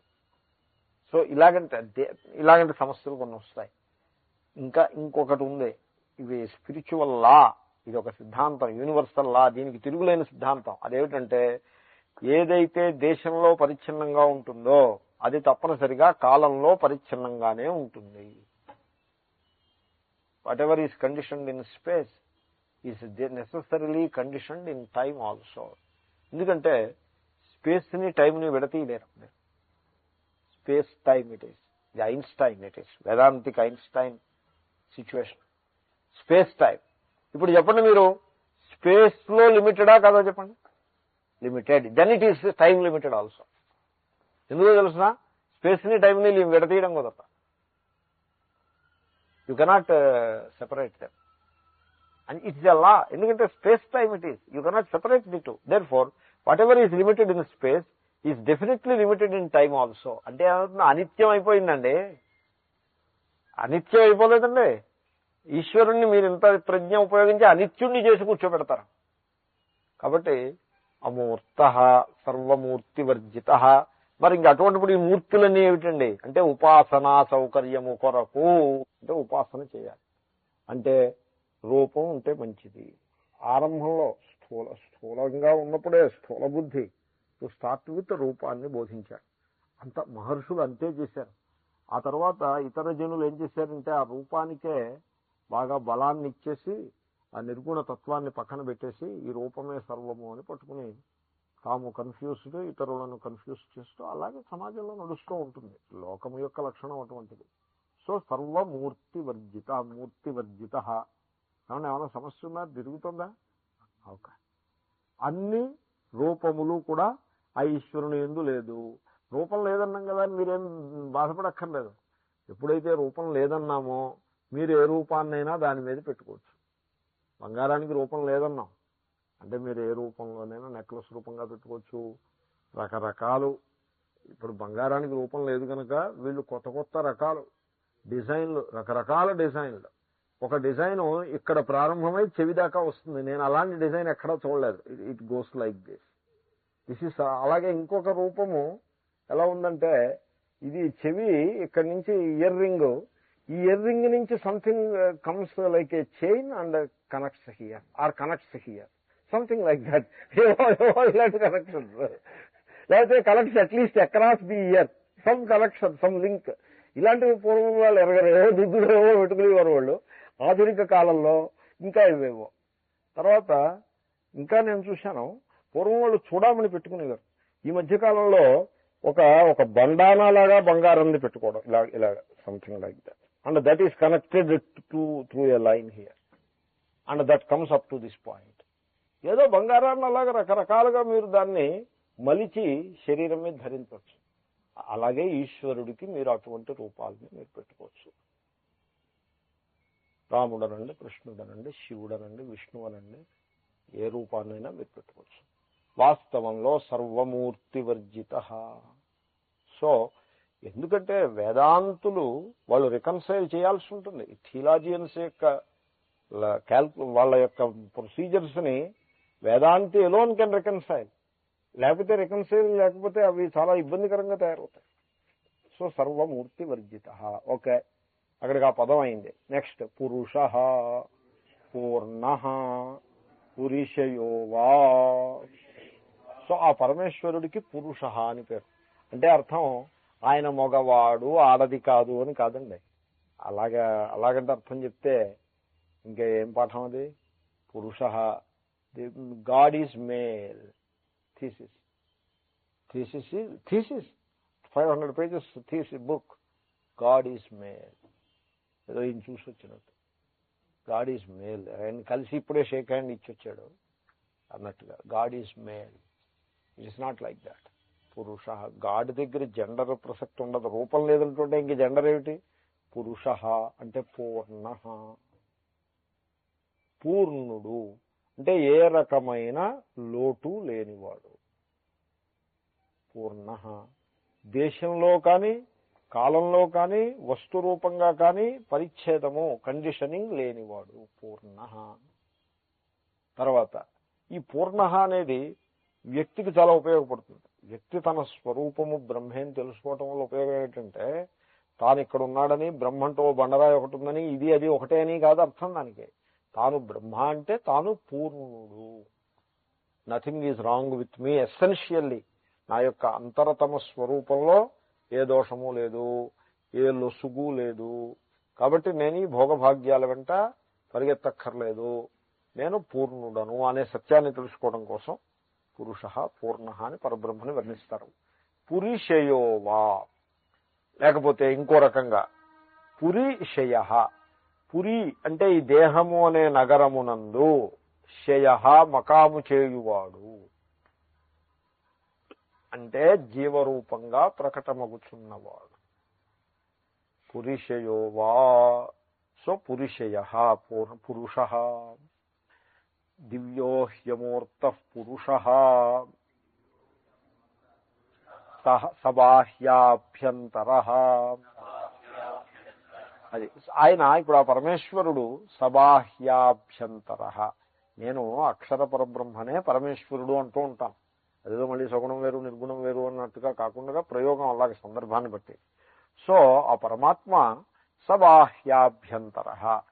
ఇప్పుడు చూడండి, దీనికి విగ్రహవాక్యం అంటే సమాసం కదా, సమాసాన్ని బ్రేక్ చేసి ఆయన రాస్తున్నారు. ఇప్పుడు సపుత్ర అని ఉందనుకోండి. సపుత్ర అంటే పుత్రేణ సహ వర్తతే. ఇది సపుత్ర, పుత్రుడితో కూడి ఉన్నాడు కనుక సపుత్ర. సధన అంటే ధనముతో కూడి ఉన్నాడు, ధనేన సహ వర్తతే. అది దాని ఆ విగ్రహవాక్యం అలా ఉంది. సభార్య అంటే భార్యతో కూడి ఉన్నాడు. సబాహ్యాభ్యంతర అంటే బాహ్యాభ్యంతరేణ సహ వర్తతే. ఇది బాహ్యము ఆభ్యంతరముతో కూడి ఉన్నాడు అని అర్థం. ఏమిటండి బాహ్యము ఆభ్యంతరముతో కూడి ఉండడం అంటే ఏమిటండి? బాహ్యముతోటి కూడి ఉన్నాడు, ఆభ్యంతరముతోటి, ఆభ్యంతరం అంటే లోపలండి, లోపల బయటతో లోపలతో కూడి ఉన్నాడు అంటే బయట లోపల వ్యాపించి ఉన్నాడు అని అర్థం. అంతే కదండి. ఇప్పుడు బయటతో కూడి ఉన్నాడు, లోపల లేడు అని ఒక పద్ధతి. లోపలతో కూడి ఉన్నాడు, బయట లేడు, అది ఇంకొకటి. అలాగా కాదు, ఇలాగా కాదు. బయట లోపల కూడా కూడి ఉన్నాడు అంటే కొంతమంది పరమేశ్వరుడు బయట ఉన్నాడని అనుకుంటారు, నిన్న మీకు మనవి చేశాను. కొంతమంది లోపల ఉన్నాడు అనుకుంటారు. మేము వేదాంతులం, అది మధ్య మార్గం. మేము always middle path is the golden path. Bhagwan Buddha's teaching it is middle path is the golden path. బుద్ధుడు అలా బోధించాడు. అంచేతనే మన వేదాంతంలో ఏంటంటే బయట ఉన్నాడంటారా లోపల ఉన్నాడంటారా? మీరు కళ్ళు తెరిస్తే బయట ఉన్నాడు, కళ్ళు మూస్తే లోపల ఉన్నాడు. లోపల వాడే పాండురంగడు, అక్కడ ఉన్న పాండురంగడు పూజ్య స్వామి చేస్తూ ఉంటారు. అక్కడ ఉన్న పాండురంగడు ఇక్కడ ఉన్నాడు, ఇక్కడ ఉన్న పాండురంగడు అక్కడ ఉన్నాడు అని ఆ తర్వాత కూడా చెప్తారు. మీరు విన్నారా ఎప్పుడైనా పూజ్య స్వామిజీ చెప్పడం? ఆ తర్వాత ఏమంటారంటే పదండి పాండురంగడిని చూద్దాము. ఇంక పదండి ఎందుకండి, అక్కడ ఉన్న పాండురంగడు ఇక్కడ ఉంటే ఇక్కడ ఉన్న పాండురంగడు అక్కడ ఉంటే పదండి ఎందుకు? పదండి ఎందుకంటే ఆ సత్యాన్ని ఇంకా ఆకలింపు చేసుకోవడం కొంచెం ఇబ్బంది ఉంది, చిన్న ప్రతిబంధకం ఉంది. ఏదో ఆ ప్రతిబంధకం పోవడం కోసం పదండి. తీర్థయాత్రల యొక్క తాత్పర్యం అంతే. ఆ ప్రతిబంధకం తన హృదయంలో ఉన్న దేవుణ్ణి దర్శించటానికి ప్రతిబంధకం ఉంది ఇక్కడ, ఆటంకం. ఇక్కడి నుంచి సీన్ మారితే వీడికి ఆటంకం కొంచెం పక్కకి జరిగి తన హృదయంలో దేవుణ్ణి దర్శిస్తాడు. అందుకోసం తీర్థయాత్ర, అంతకుమించి మరేం కాదు. ఈ వాస్తు వాళ్ళు వచ్చి ఈ పరిస్థితిని కలుషితం చేసి పెడతారు. ఈ వాస్తు పీపుల్ ఉన్నారు, వీళ్ళు ఈ వీడ్ ఉంటుంది చూడండి, కాంగ్రెస్ గ్రాస్తనం ఏదో అంటారు, అలాంటి వాళ్ళు వీళ్ళు ఏం చేస్తారంటే సర్వత్రా వీళ్ళు వ్యాపిస్తారు. వీళ్ళు వ్యాపించని చోట్లేదు. వీళ్ళు ఇండస్ట్రియల్ వాస్తు అంటారు. ఎందుకంటే గృహవాస్తు అయిపోయింది, ఇంక ఇండస్ట్రియల్ మీద పెడితే అక్కడ కొంత ధనాన్ని వసూలు చేసుకోవచ్చు. తర్వాత దేవాలయ వాస్తు, ఏమి దేవాలయ వాస్తు ఏవో పిచ్చి సలహా చెప్పడం, ఈ దేవాలయానికి అడగకుండానే చెప్పేస్తారు. అంచేతనే వాళ్ళకి వేరే అంచేతనే ఇంట్లోకి రాని వద్దన్నారు. సో ఏమన్నా కొంప ముందు ఎవరైనా వాస్తు వాళ్ళు ఉన్నారా ఏమి ఇక్కడ?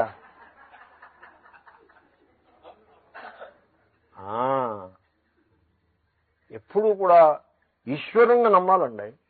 వాస్తుని ఇటకల్ని వీటిని ద్వారబంధాలని కాదు నమ్మడం, ఈశ్వరుణ్ణి విశ్వసించాలి. నిన్న మీకు మనవి చేశాను కదా, మనం ఈశ్వరుని నుంచి ఉద్భవించాం, ఈశ్వరంలో విలీనమైపోతాం. మళ్ళీ మధ్యలో ఈ మజిలీలు ఇవన్నీ కూడా కల్పితారు. అలాగే ఈశ్వరుడి మీదనే విశ్వాసం, అనన్య భక్తి. మళ్ళీ అన్య పెట్టకూడదు దాంట్లో, వాస్తు అని ఇంకొకటనో ఇన్ని రకాలు పెట్టకూడదు. ఒక్క పరమేశ్వరుణ్ణి, శ్రీకృష్ణ భగవాను శ్రీకృష్ణ శరణం మమ అయిపోయిందంటే ఇంకా కథ. ఇంకా మళ్ళీ వాస్తు ఇవి పెట్టి తీసుకురాకూడదు. ఎందుకంటే మనస్సు అలా విచలితం అయిపోతూ ఉంటుంది, ఎక్కడ నిలకడ లేకుండా తయారవుతుంది. ఒక్కసారి శ్రీకృష్ణ శరణం మమ అని అన్న తర్వాత ఇంక గీత పుస్తకం పట్టుకోవడం, ఆ బతుకంతా అలా గడిపేయాలి. That is the way one should do. ఆ స్టెడ్ ఫాస్ట్నెస్ లేకపోతే ఏం సాధిస్తామండి జీవితంలో. సో ఎనీవే, సో దేవాలయానికి వాస్తు ఏమిటండి? మన బుద్ధికి కొంత వస్తువు దాని యందు ప్రవేశపెట్టి ప్రయత్నం చేయాలి. కానీ దేవాలయానికి వాస్తు ఏమిటి? ఏదో దేవాలయం కట్టుకునేప్పుడు కొంచెం సందర్భ శుద్ధిగా కట్టుకోవడం, దానికి ఏవో రూల్స్ రెగ్యులేషన్స్ ఉంటాయి. ఇప్పుడు గోడలు పెట్టడం అనేది ఎలాగో అలాగ పెట్టాలి, ఎలాగో అలా పెట్టే బదులు రీజనబుల్ గా ఒక పద్ధతి ప్రకారం పెట్టాలి. To that extent I appreciate. ఏవో కొన్ని దేవతల భావంలో అవి ఉన్నాయి, ఆగ్నేయం అగ్ని, వాయువ్యం వాయువు, ఇలా ఏవో పేర్లు కొన్ని ఉన్నాయి కనుక దానికి తగ్గట్టుగా అగ్ని మన ఇంట్లో ఎక్కడ, అగ్ని ఎక్కడ అంటే కిచెన్ ఆగ్నేయ దిశలో పెట్టుకోండి. ఈశ అంటే ఈశ్వరుడు, ఎక్కడ పెట్టుకోమంటారు? ఈశాన్యంలో పెట్టుకోండి. ఈశాన్యంలో తీసుకొచ్చి బాత్రూంలోనూ అవి పెట్టద్దు, ఆగ్నేయంలోనూ అక్కడ, అవి ఇంకో చోట ఎక్కడైనా పెట్టుకోండి అని అభిప్రాయం. అంతే, నథింగ్ మోర్ దాన్ దట్. అంతకు మించి ఇంకా ఊరికే దాన్ని అలా విస్తరించుకుంటూ పోవడం, ఏవేవో పిచ్చి పిచ్చి ఐడియాస్ అన్ని దాంట్లో ప్రవేశపెట్టి దాన్ని ఒక పెద్ద సూపర్ స్టిషన్ కింద తయారు చేసి పెట్టుకోండి. ఎనీవే సబాహ్యాభ్యంతర, ఆ పరమేశ్వరుడు బాహ్యంలో ఆభ్యంతరంలో ఆయనయే వ్యాపించి ఉన్నాడు అని ఆ సత్యాన్ని మనం గుర్తించాలి. భాగవతంలో చెప్తారు, అంతఃపురుష రూపేణ కాలరూపేణ యో బహిః సమన్వేత్యేషభూతానాం భగవాన్ ఆత్మమాయయా అని. భగవంతుడు తన మాయాశక్తి చేత లోపల బయట తానే ఉన్నాడు. ఏమంటే లోపల బయట, ఉంటే లోపల ఉంటాడు, బయట ఉండడు, బయట ఉంటే లోపల ఉండడు. అలాంటిది భగవంతుడు ఉన్నాడే, ఈయన లోపల బయట కూడా ఆయనే ఉన్నాడయ్యా. అంచేతనే ఆత్మ మాయయ, దీన్ని మాయా అన్నారు. ఎలా ఉన్నాడు? లోపల ఎలా ఉన్నాడు అంటే పురుష రూపేణ, అంతఃపురుష రూపేణ అంటే లోపల ఆత్మ చైతన్య రూపంగా ఉన్నాడు. బహిహి, అక్కడ బయట ఎలా ఉన్నాడు? కాల రూపేణ, బహిహి కాలము, time. It is all times glory, everything is time, చలనం కదా జగత్ అంటే. కాలరూపంగా బయట ఉన్నాడు, లేకపోతే మృత్యు రూపంగా బయట ఉన్నాడు. ఏషః భూతానాం సమన్వేతి, ఏషః ఈ పరమేశ్వరుడు భూతానాం అంటే ప్రాణులకు అంతఃపురుష రూపేణ సమన్వేతి, అలా వ్యాపించి సర్వత్రా వ్యాపించి ఉన్నాడు అని భాగవతంలో కపిలదేవహూతి సంవాదంలో అంటారు. కనుక సబాహ్యాభ్యంతర. తర్వాత అజహ నజాయతే కుతశ్చిత్ స్వతః అన్యస్య జన్మ నిమిత్తస్య చ అభావాత్. పరమేశ్వరుడు అజుడు. అజహ అంటే పుట్టుక లేనివాడు. పుట్టుక లేనివాడు అంటే పుట్టుక రెండు రకాలు. కుతశ్చిత్ జాయతే, స్వతహా జాయతే. ఇంకో దాని నుంచి పుడుతుంది, తనంత తానే పుడుతుంది అని ఇలా ఏవో చెప్పచ్చు కదండి. తనంత తానే పుట్టిందని స్వయంభూ, మరో దాని నుంచి పుట్టిందని ఏదో ఇలాగేవో భావాల్లో ఏవో దృష్టాంతాలు కూడా ఇవ్వచ్చు. సో మరో దాని నుంచి పుట్టి, ఇప్పుడు కోడి ఉందనుకోండి, గుడ్డు నుంచి పుట్టింది. మరి పేను ఎక్కడ పుట్టింది? తనంత తానే పుట్టింది. ఏదో something like that you can tell. So పరమేశ్వరుడు కుతశ్చిత్ మరో దాని నుండి కానీ, స్వతః తన నుండి తాను కానీ పుట్టుక అనేది లేదు. అంటే పుట్టుక అంటే పుట్టడానికి ఓ నిమిత్తం ఒకటి ఉండాలి. నిమిత్తం అంటే హేతువు, కాజ్. ఒకప్పుడు టైం ఈజ్ ది కాజ్. పుట్టడానికి టైం కాజ్, పుట్టడానికి స్పేస్ కాజ్, దేశం కాజ్ అవుతుంది. సో ఇప్పుడు మామిడి విత్తనం ఉందనుకోండి, టెంక, అది దాన్ని మీరు తీసుకెళ్లి గూట్లో పెడితేనో లేకపోతే రెఫ్రిజిరేటర్లో పెడితే అది మొలకెత్తదు. దాన్ని ఆ మట్టిలో వేస్తే మొలకెత్తుతుంది దేశం. అలాగని మట్టిలో వేసేసిన వెంటనే మొలకెత్తదు. దానికి వర్షాకాలం వచ్చి వర్షం పడ్డప్పుడు మొలకెత్తదు. సో ఆ విధంగా పుట్టడానికి ఒక దేశము కానీ కాలము కానీ లేక ఇతరములు ఏవైనా నిమిత్తాలు అవుతూ ఉంటాయి సర్వసాధారణంగా. ఈశ్వరుడికి అటువంటి వర్ణనలేమీ వర్తించవు. ఎందుకంటే ఈశ్వరుడకు జన్మ నిమిత్తము, జన్మకు నిమిత్తమైనది మరి ఒకటి లేదు గనుక. అజహ. ఏమండి ఈశ్వరుడికి అజహ అని ఎందుకు చెప్పడం అంటే, ఏమండి ఈశ్వరుడే ఈ విరాట్ రూపంగా జగద్రూపంగా ప్రకటమై ఉన్నాడు. కాబట్టి విరాట్ రూపంగా ప్రకటమయ్యాడు కనుక విరాట్ రూపంగా పుట్టాడు అని మనం అనుకునే ప్రమాదం ఉన్నది. ప్రకటమవడం అంటే పుట్టడము అని, జాయతే అని అనుకునే ప్రమాదం ఉన్నది.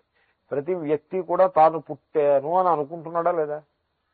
వాస్తవంలో ఈ పుట్టడము అనే అంతటి అసందర్భమైన మాట అదే కానీ మరొకట్లేదు. క్రియేషన్, స్పెషల్ క్రియేషన్ అని అంటారు. అసలు స్పెషల్ క్రియేషన్ అన్నది there is no such thing in this creation itself. పుట్టడము అనేది లేదు. ఉంటే అంతకుముందు కనపడలేదు, ఇప్పుడు కనపడింది అంతే. ఇప్పుడు తెలల నుండి నూనె పుట్టును. ఏమిటి పుట్టడం ఏమిటి? తెలలో ఉన్న నూనె బయటపడింది అంతే. అంతేనంటారా? లేకపోతే లేని నూనె పుట్టిందా? లేని నూనె పుట్టి మాట అయితే తెలలెందుకు? ఇసుకని పిండితే కూడా నూనె రావాలి కదా. కాబట్టి పుట్టడం అంటూ ఏం లేదు. పుట్టామని అనుకోవడమే. అంతేగాని నేను పాఠం చెప్పడం అయిన తర్వాత కొంతమంది బర్త్డే పార్టీలు మానేశారు. నా పాఠం అయ్యాక మానేశారు. స్వామీజీ మమ్మల్ని ఇంక వదిలిపెట్టేసేయండి, మీరు మేము బర్త్డే జోలికి పోము అని. అంటే నా బాధ ఏమీ లేదు. శ్రీకృష్ణుడు అంటాడు, నాయనా నహన్యతే నహన్యమానే శరీరే అని, అజోనిత్య అని. అలాగా నీకు పుట్టుక లేదు, నీకు చావు లేదు అని. ఎందుకంటే పుట్టుక చావు కలిసి ఉంటాయి. మీరు పుట్టాను అంటూ ఉంటే చావు అనే మాట కూడా ఎదురకుండా అలాగ ప్రకాటం అవుతూ ఉంటుంది. ఆ fear of death also will be there. So ఈ ఫియర్ ఆఫ్ డెత్ ని మనం జయించి ఉపాయం చూసుకోవాలి కదండి. లేకపోతే ఫియర్ ఆఫ్ డెత్ లో పడి బతికేస్తే సరికాదు కదా. అది వివేకం అనిపించుకోదు. ఏదో హార్ట్ అనో లేకపోతే మరో గుండెకాయనో లేవరనో ఏదో పట్టుకోవడం, ఫియర్ ఆఫ్ డెత్ తో బతుకుతూ ఉండడం, that is not wise thing to do. చాలా రాంగ్ యాటిట్యూడ్ ఆఫ్ లైఫ్. అది ఎవరికి కూడా శోభని ఇవ్వదు. కాబట్టి one has to settle this issue. అందుకోసం నేను పాఠం అలా చెప్తాను. కొంచెం నాకు ప్రేమ ఎక్కువ, అందుకోసం బలంగా బలగుద్ది చెప్తూ ఉంటాం. సో అజహ, ఆత్మకు పుట్టుక లేదు. అయ్యా మీరు దేవుడి గురించి చెప్పడం మానేసి ఆత్మ గురించి చెప్తున్నారంటే దేవుడే ఆత్మ, ఇంకంతకంటే వేరే ఏం లేదు. సో అజహ అని ఎందుకు చెప్పడం? పుట్టుక లేదు అని చెప్పడం ఎందుకు? ఎందుకంటే అజహ్ కల్పిత సంవృత్య పరమార్థేన నాస్త్యజ. మీరు కల్పన ఒకటి చేసి కూర్చున్నారు. ఏమని? పుట్టుక మరణము అనే కల్పనలు. పుట్టిది లేదు, మరణించేది లేదు, కల్పనలు ఉన్నాయి. ఈ కల్పనలని నిరాకరించడం కోసం అజహ అని చెప్పాల్సి వస్తుంది. అక్షరహ నాశము లేనిది, అజహ పుట్టుక లేనిది అని నేతి చెప్పాల్సి వస్తుంది. అంతేగాని పరమార్థేన నాస్త్యజహ. వాస్తవంలో అక్కడ అజత్వము అంటే పుట్టుక లేకుండుట అంటూ ఒక గుణమేం కాదు, అది ఒక విశిష్ట గుణమేం కాదు. మీరు కల్పించుకున్న గుణాన్ని నిరాకరించడమే తాత్పర్యం. ఎప్పుడైతే కల్పిత గుణాన్ని నిరాకరించారో నిర్గుణ తత్వంపై మనస్సు విలీనమై నిలుస్తుంది. అంటే ఉపలక్షణం, దాన్నే ఉపలక్షణము అంటారు. నిర్గుణతత్వం వైపు పాయింట్అవుట్ చేయటమే కుదురుతుంది. We can help the mind to resolve in the attributeless reality. That's all. అందుకోసం అజహ, అందుకోసం అలా చెప్పాల్సి వచ్చింది. కానీ వాస్తవంలో అజత్వం అనేది ఒక విశిష్టమైనటువంటి లక్షణం కూడా ఏం కాదు. తర్వాత చూడండి, నామరూపాలకి పుట్టుకుంటుంది, కేవల సత్తుకి పుట్టుకుండదు. సన్మాత్రస్య ఉత్పత్తి సంభవాలు. ఇప్పుడు నెక్లెస్ ఉందండి, దానికి పుట్టుకుంటుంది. బంగారానికి పుట్టుకుండదు, మూల ధాతువుకి పుట్టుకుండదు, అది ఎప్పుడూ ఉంటుంది. సో అలాగే పరమాత్మ అంటే సత్త ఉనికి కేవల సద్రూపమైనది, దానికి పుట్టుకుండదు. సో ఎందుకంటే పుట్టడానికి ముందు ఉందా లేదా అది? అసలు ఎప్పుడు పుట్టింది, ఎలా పుట్టింది, ఈ ప్రశ్నలే ఉదయించవు. అసలు ఈ ప్రశ్నలన్నిటికీ అతీతంగా ఉంటుంది. అంచేత సృష్టి ఎప్పుడు జరిగింది అనే ప్రశ్న వేయకూడదు. ఎందుకంటే సృష్టి జరగడానికి ముందు కాలం లేదు. There was no before. Before and after అన్నవి కాల దృష్టిని బట్టి వస్తాయి. మనస్సులో కాలభావన ఉంటే దాన్ని బట్టి బిఫోర్ అండ్ ఆఫ్టర్ వస్తాయి. సృష్టి తర్వాత జరిగే ఘటనలకి ముందు వెనుకల వ్యవహారం ఉంటుంది. కానీ అసలు సృష్టికి ముందు కాలమే ఉండదు. కాబట్టి there is no before creation. అలాగే ఎక్కడ జరిగింది, దెర్ ఇస్ నో ఎక్కడ ఫర్ క్రియేషన్. ఎందుకంటే స్పేస్ కూడా క్రియేషన్ లో భాగమే. కాబట్టి ఈ ప్రశ్నలన్నిటికీ అతీతమైనటువంటి తత్వము. ఆ ప్రశ్నలకి సమాధానం ఏ లెవెల్లో మీరు అడిగారో ఆ లెవెల్లో సమాధానం లేదు. ఆ లెవెల్ దాటి ఆ వస్తువును మీరు ఆత్మరూపంగా దర్శించిన నాడు ఆ ప్రశ్నలే ఉండవు. సో అజహ పుట్టుక లేనిది. ఎందుకంటే సన్మాత్రము అంటే కేవల సత్త. కేవల సత్త. ఆ సత్త మనకి తెలుసున్న సత్త లాంటి సత్త కాదు. మనకి తెలుసున్న సత్తా ఎప్పుడు కూడా లిమిటెడ్ గా ఉంటుంది. ఒక దేశంలో కాలంలో పరిచ్ఛిన్నమైన దాని యందు మనం సత్తు అనుభవానికి తెచ్చుకుంటాం. పుష్పము అంటే పుష్పము యొక్క అస్తిత్వము, పుష్పము యొక్క ఉనికి, అది దేశంలో కాలంలో పరిచ్ఛిన్నమై ఉండాలి. అప్పుడే అది మనకు అనుభవానికి వస్తుంది. అసలు మనం జగత్తుని మనం ఎప్పుడు కూడా కాంట్రాస్ట్ బై కాంట్రాస్టే దర్శిస్తాం జగత్తుని. కాంట్రాస్ట్ లేకపోతే మనకి అసలు అనుభవానికి ఏది అనుభవానికి రాదు. ఏదో కాంట్రాస్ట్ ఉండాలి. Black and white, black and white ఉండాలి. సినిమా తెర మీద అంతా బ్లాక్ అయితే మీరు చూసేదే ఉండదు, అంతా వైట్ అయితే మీరు చూసేదే ఉండదు. బ్లాక్ అండ్ వైట్ ఉంటే మీరు చూస్తారు. అప్పుడప్పుడు ఈ ఎలక్ట్రానిక్ ట్యూబ్ పాడయ్యి అది బ్లాక్ అండ్ వైట్ అవడం మానేసి అంతా ప్రకాశం చేస్తుంది. అప్పుడు మీరు ఏమీ చూసేదే ఉండదు. You see nothing. కాంట్రాస్ట్ ఉండాలి.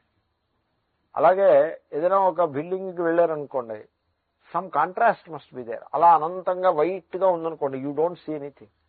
ఆ వైట్ లోనే మళ్ళీ షేడ్ డిఫరెన్స్, లేకపోతే ఆ వైట్ కొంతవరకు ఉండి అక్కడ బ్రేక్ అయిపోవడము, ఏదో కాంట్రాస్ట్ ఉండాలి. Some contrast must be there, then only you see things, otherwise you don't see things. కాబట్టి మనకి మన అనుభవంలో వచ్చేటువంటి సత్తా ఏదైతే కలదో అది దేశకాల పరిచ్ఛిన్నంగా అంటే కండిషన్ అయిపోయి ఉంటుంది. కానీ ఆ పరమాత్మ కేవల సద్రూపము, కేవల సత్. కాబట్టి దానికి పుట్టుక లేదు. ఈ దేశకాల పరిచ్ఛిన్నమైన సత్తుకే నామరూపాలు అంటారు.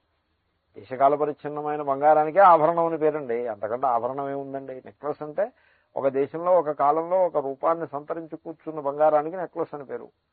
దానికి పుట్టుక చావు ఉంటాయి, కానీ మూల ధాతువుకు ఉండదు. కనుక అజహ. ఓకే, ఇంతవరకు ఈజీ పార్ట్ అయిపోయింది. ఇంకా డిఫికల్ట్ పార్ట్ వస్తుంది. ఆయన దానికి దృష్టాంతం ఇంకా అజహాకే చెప్తున్నారు ఆయన. అందాము. యథా జలబుద్బుదాదేహే వాయువాది. ఇది వ్యతిరేక దృష్టాంతం అంటారు దీనికి. ఎందుకంటే పుట్టుక లేనిది అన్నదానికి, పుట్టుక లేనిది ఆత్మ పరబ్రహ్మ, అది ఒక్కటే, రెండోది లేదు. దృష్టాంతం ఏం చెప్తారండి దానికి?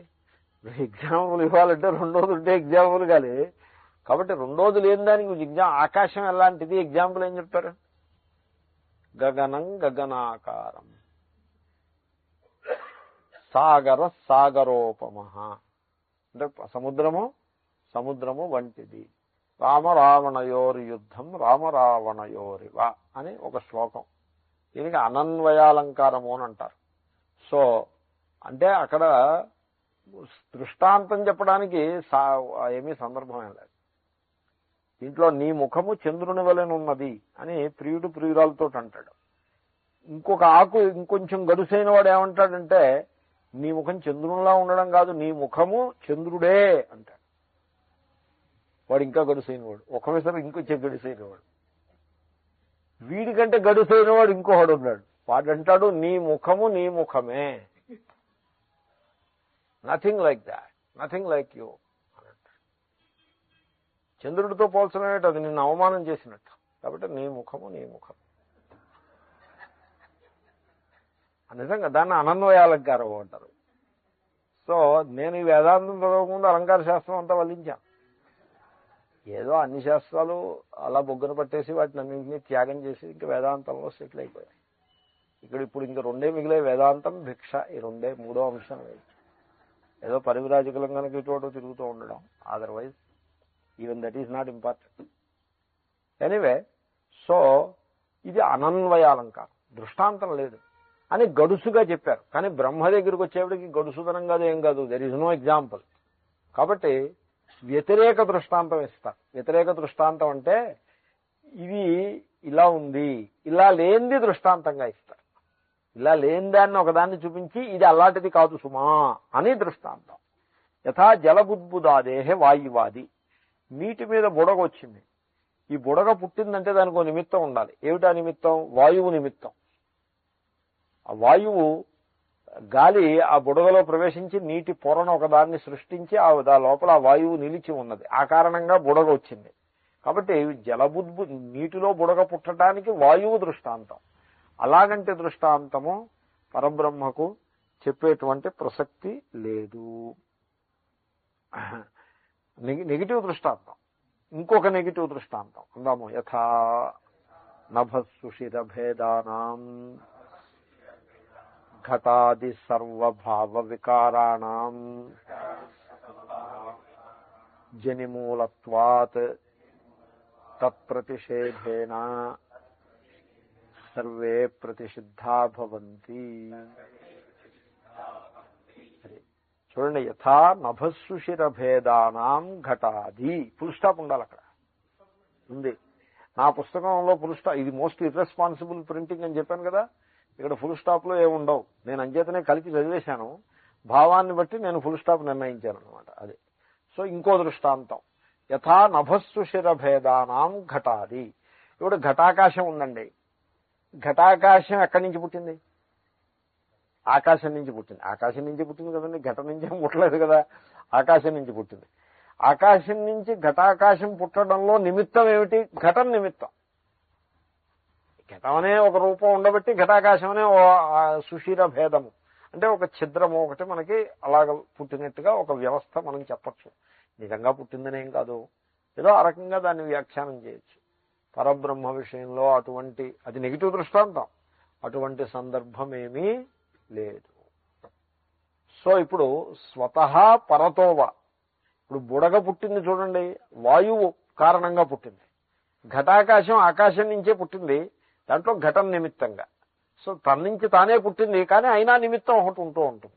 సో ఈ విధంగా పరబ్రహ్మ ఎక్కడి నుంచి మరో దాని వల్ల పుట్టిందనో ఇంకో తనంత తానే పుట్టిందనో ఈ పుట్టుక అనేది లేదు. అయితే పుట్టుక లేకపోవచ్చు కానీ పెరుగుదలను ఉండొచ్చు కదా, పెరుగుదల ఉంటే చావు కూడా ఉండొచ్చు కదా అని అని మళ్ళీ ఇంకొక మీమాంస. ఇప్పుడు వీటికి భావ వికారములు అని పేరు. యాస్క నిరుక్తంలో భావ అంటే పదార్థము, భవతీతి భావ, పదార్థాలకి లేకపోతే ప్రాణులకి కూడా చెప్పచ్చు. పదార్థాలకి అన్నీ కలిపి చెప్పారు ఆయన. వాటికి వికారములు ఉంటాయి. వికారము అంటే ఏదో వాంతి చేసుకోవడం అలా అనుకున్నారు సంస్కృత విద్యార్థులు. వికారము అంటే మోడిఫికేషన్. మట్టి యొక్క వికారము కుండ, బంగారము యొక్క వికారము నెక్లెస్, అలాగనమాట. కార్యము, ఎఫెక్ట్, ప్రోడక్ట్ ఆర్ ఎఫెక్ట్ ని వికారము అని అంటారు. సో ఇప్పుడు భావ వికారము, వికారములు 6. ఈ 6 మీరు గుర్తుపెట్టుకోండి, వేదాంతంలో సమ్ బేసిక్ ఇన్ఫర్మేషన్. సో ఈ భావ వికారములు అంటే ఏమిటి? భావ అంటే పదార్థాలకు అన్నిటికీ ఉంటాయి ఈ వికారాలు.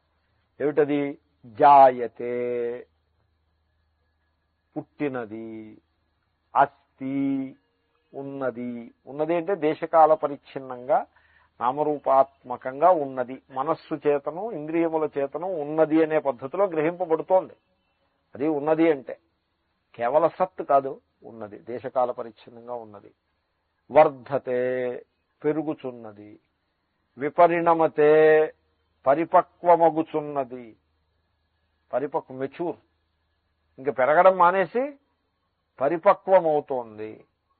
అంటే ఇప్పుడు అన్నం ఉడుకుతోంది, ఉడకడం అయిపోయిన వెంటనే వడ్డించేసుకోరు. ఉడకడం అయిన తర్వాత అలా మూత వేసి పెడతారు. అలా కొంతసేపు ఆ వేడిలో అలా ఉంచుతారు దాన్నే పరిపక్వం అవడం అంటారు. పక్వమయ్యి పరిపక్వం అవడం. సో పూర్ణంగా అది స్టెబిలైజ్ అవ్వటం, అది విపరిణామము. అపక్షీయతే అంటే క్షీణించిపోతుంది. నశ్యతి నశిస్తుంది. ఇది చెప్పండి ఒకసారి. జాయతే, అస్తి, వర్ధతే, విపరిణమతే, అపక్షీయతే, వినశ్యతి.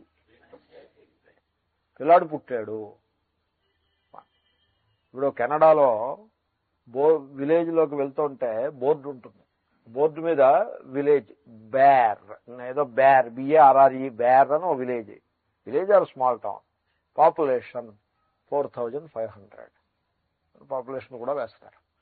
ఒక ఆయన పరిగెత్తుకు వెళ్తుంటే అడిగారు ఎక్కడికి పరిగెత్తుతున్నామని. ఆ బోర్డు ఎక్కడ ఉంటున్నది? ఊరి పొలిమేరలో ఉంటుంది కదా, ఆ బోర్డు దగ్గరికి పరిగెడుతున్నాను. ఏమిటి అని. ఇంట్లో పిల్లాడు పుట్టాడు, అక్కడ +1 అని వేసి రావాలి, అందుకోసం పరిగెడుతున్నాడు. ఆ 4500 అది ఫుల్లో కొట్టేసి 1 వేయాలి. అయితే పాపులేషన్ లో ఒకటి తక్కువ ఉంటే ఎక్కడ కుదురుతుంది? సో అందుకోసం పరిగెడుతున్నాను అంటాడు. సో ఆ విధంగా అస్థి అన్నమాట. 1 అడిషనల్, ఒక new member added to the family. జాయతే అస్థి, new member added to the family, అస్థి. వర్ధతే, పెరుగుతున్నాడు. యంగ్ చిన్న పిల్లాడయ్యాడు, పరుగులెత్తుతున్నాడు. యంగ్ మ్యాన్ అయ్యాడు, వర్ధతే. విపరిణమతే, మిడిల్ ఏజ్, స్టెబిలైజ్ అవుతాడు, ఇంకా పెరగడం. అంటే ఇంకా ప్యాంట్లు షర్ట్లు ఒకసారి కుట్టించేసుకుంటే అవి ఫిక్స్డ్ గా పెట్టేసుకోవచ్చు. ఆ టైలర్కి అదే ఫిగర్ మీద నడిపించేయచ్చు, ఇంకా అసమానం మార్చక్కర్లేదు. ఆ స్టేజ్ వచ్చేస్తుంది. అది విపరిణమతే. ఇంకా ఆ తర్వాత అపక్షీయతే, బాడీ వేస్ట్ అవటం ప్రారంభిస్తుంది. సెల్స్ ఏజీయింగ్ అంటారు. అపక్షీయత అంటే ఏజీయింగ్ అంటే జరా, శరీరం క్రమక్రమంగా క్షీణించిపోతుంది. ఆ అవయవాలన్నీ కూడా. ఇప్పుడు ఈ బ్లడ్ వెసల్స్ ఉంటాయి కదా, బ్లడ్ ని చక్కగా అలౌ చేసి ఉంటాయి. Slowly they become brittle. సరే, దాని సపుల్గా ఉంటాయి. బ్లడ్ వెసల్లో బ్లడ్ వెళ్తుంటే అలా సపుల్గా, సున్నితంగా, శుతిమెత్తగా, చక్కగా, ఫ్లెక్సిబుల్ గా ఉంటాయి. కొంచెం బ్లడ్ ఎక్కువ వచ్చింది అనుకోండి, ఏం పర్వాలేదు, it can expand and accommodate, but no more, it becomes brittle. మనం అన్ని రకాల పదార్థాలు తిని ఉంటాము, బ్రిటిల్ గా తయారవుతాయి. ఆ తర్వాత మధ్యలో కొంత గ్యాప్స్ కూడా ఫిలప్ అవడం ప్రారంభిస్తాయి. 70%, 80% అలా ఫిలప్ అవుతూ ఉంటాయి. గుండె కూడా కొంచెం అది ఆ muscle it slowly becomes brittle, పాతకారు లాగా తయారవుతుంది. లివర్ అంతే, ఇంటెస్టైన్స్ అంతే. అలాగే మోకాళ్ళు అయితే చెప్పనక్కర్లేదు. వెరీ ఫస్ట్ క్యాజువాలిటీ ఇది నీ క్యాప్స్. సో ఈ విధంగా అన్ని క్రమంగా తగ్గుతాయి. అపక్షీయతే. వినికిడి కూడా తగ్గుతుంది. కళ్ళజోడైతే అవసరమే. సో ఈ విధంగా చత్వారము అని అంటాం. అంటే 40 వస్తుంది, 40 వస్తుంది కనుక చత్వారము. అపక్షీయతే. అలా క్షీణించిపోతూ ఉంటాయి. మనం క్షీణించేటువంటి దేహంతో తాదాత్మ్యాన్ని చెందకూడదు. అది దేహానికి దేహ వికారం, అది ఆత్మవికారం కాదు. అది నశ్యతి, ఓనాడు కుప్పకూలిపోతుంది. సో ఇవి భావ వికారాలు. ఈ భావ వికారాలన్నింటికీ మూలంలో ఏముంది చెప్పండి? జాయతే. ముందు పుట్టాలి. అది పుడితే కదండి మిగతావన్నీ ఉంటాయి, పుట్టకుండా ఎందుకుంటాయి? ఇక్కడ ఏం చెప్పారు? జనిమూలత్వాత్, సర్వభావ వికారాణం జనిమూలత్వాత్. ఈ భావ వికారాలన్నీ జన్మ మూలమునందు గలవి, జన్మతో ఆరంభం అవుతాయి. తత్ప్రతిషేధేన, ఎప్పుడైతే జన్మ లేదు అని అజహ అని బ్రహ్మకి జన్మ లేదని చెప్పారో, సర్వే ప్రతిషిద్ధా భవంతి, అన్ని భావ వికారములని కూడా నిషేధించినట్టే. కాబట్టి అజహ అంటే పుట్టుక లేనిది, పరిచ్ఛిన్నమైనటువంటి ఉనికి లేనిది, పెరుగుట అనేది లేదు. బ్రహ్మకి పెరగడం అంటూ ఏమి ఉండదు. నా కర్మణా వర్ధతే నూకనీయ. అపక్షీయతే అని, తగ్గడం అని ఇవేమీ లేవు. ఏమంటే ఈ విద్య ఎంత గొప్పగా ఉందో చూడండి. ఏ యూనివర్సిటీ బోధిస్తుంది ఇటువంటి విద్య? యూనివర్సిటీ మెడిసిన్ ఏమని చెప్తుంది? నీ తగ్గిపోతోంది, నీ పని ఇలా అయిపోతుంది, అలా అయిపోతుందని చెప్తుందే గాని ఓరు వెలువడ అవన్నీ వాటి దారిన ఉండగా కూడా నీవు శాశ్వత ఆత్మస్వరూపుడవు అని ఎవరు బోధిస్తారండి?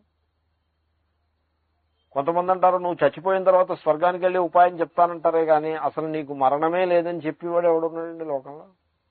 You are the immortal reality. Understand it and be comfortable. Understanding కి నిదర్శనం ఏమిటో తెలుసునండి? కంఫర్ట్, దట్ ఇన్నర్ కంఫర్ట్, అదే అండర్స్టాండింగ్. కంఫర్ట్ లేకపోతే అండర్స్టాండింగ్ లో లోటు వచ్చినట్టు అభిప్రాయం. కాబట్టి భావ వికారములు అన్నింటినీ తోసిపుచ్చినట్టే. కేవలం ఒక్క పుట్టుకనే త్రోసిపుచ్చారు అని మీరు అనుకోక్కర్లేదు. సబాహ్యాభ్యంతర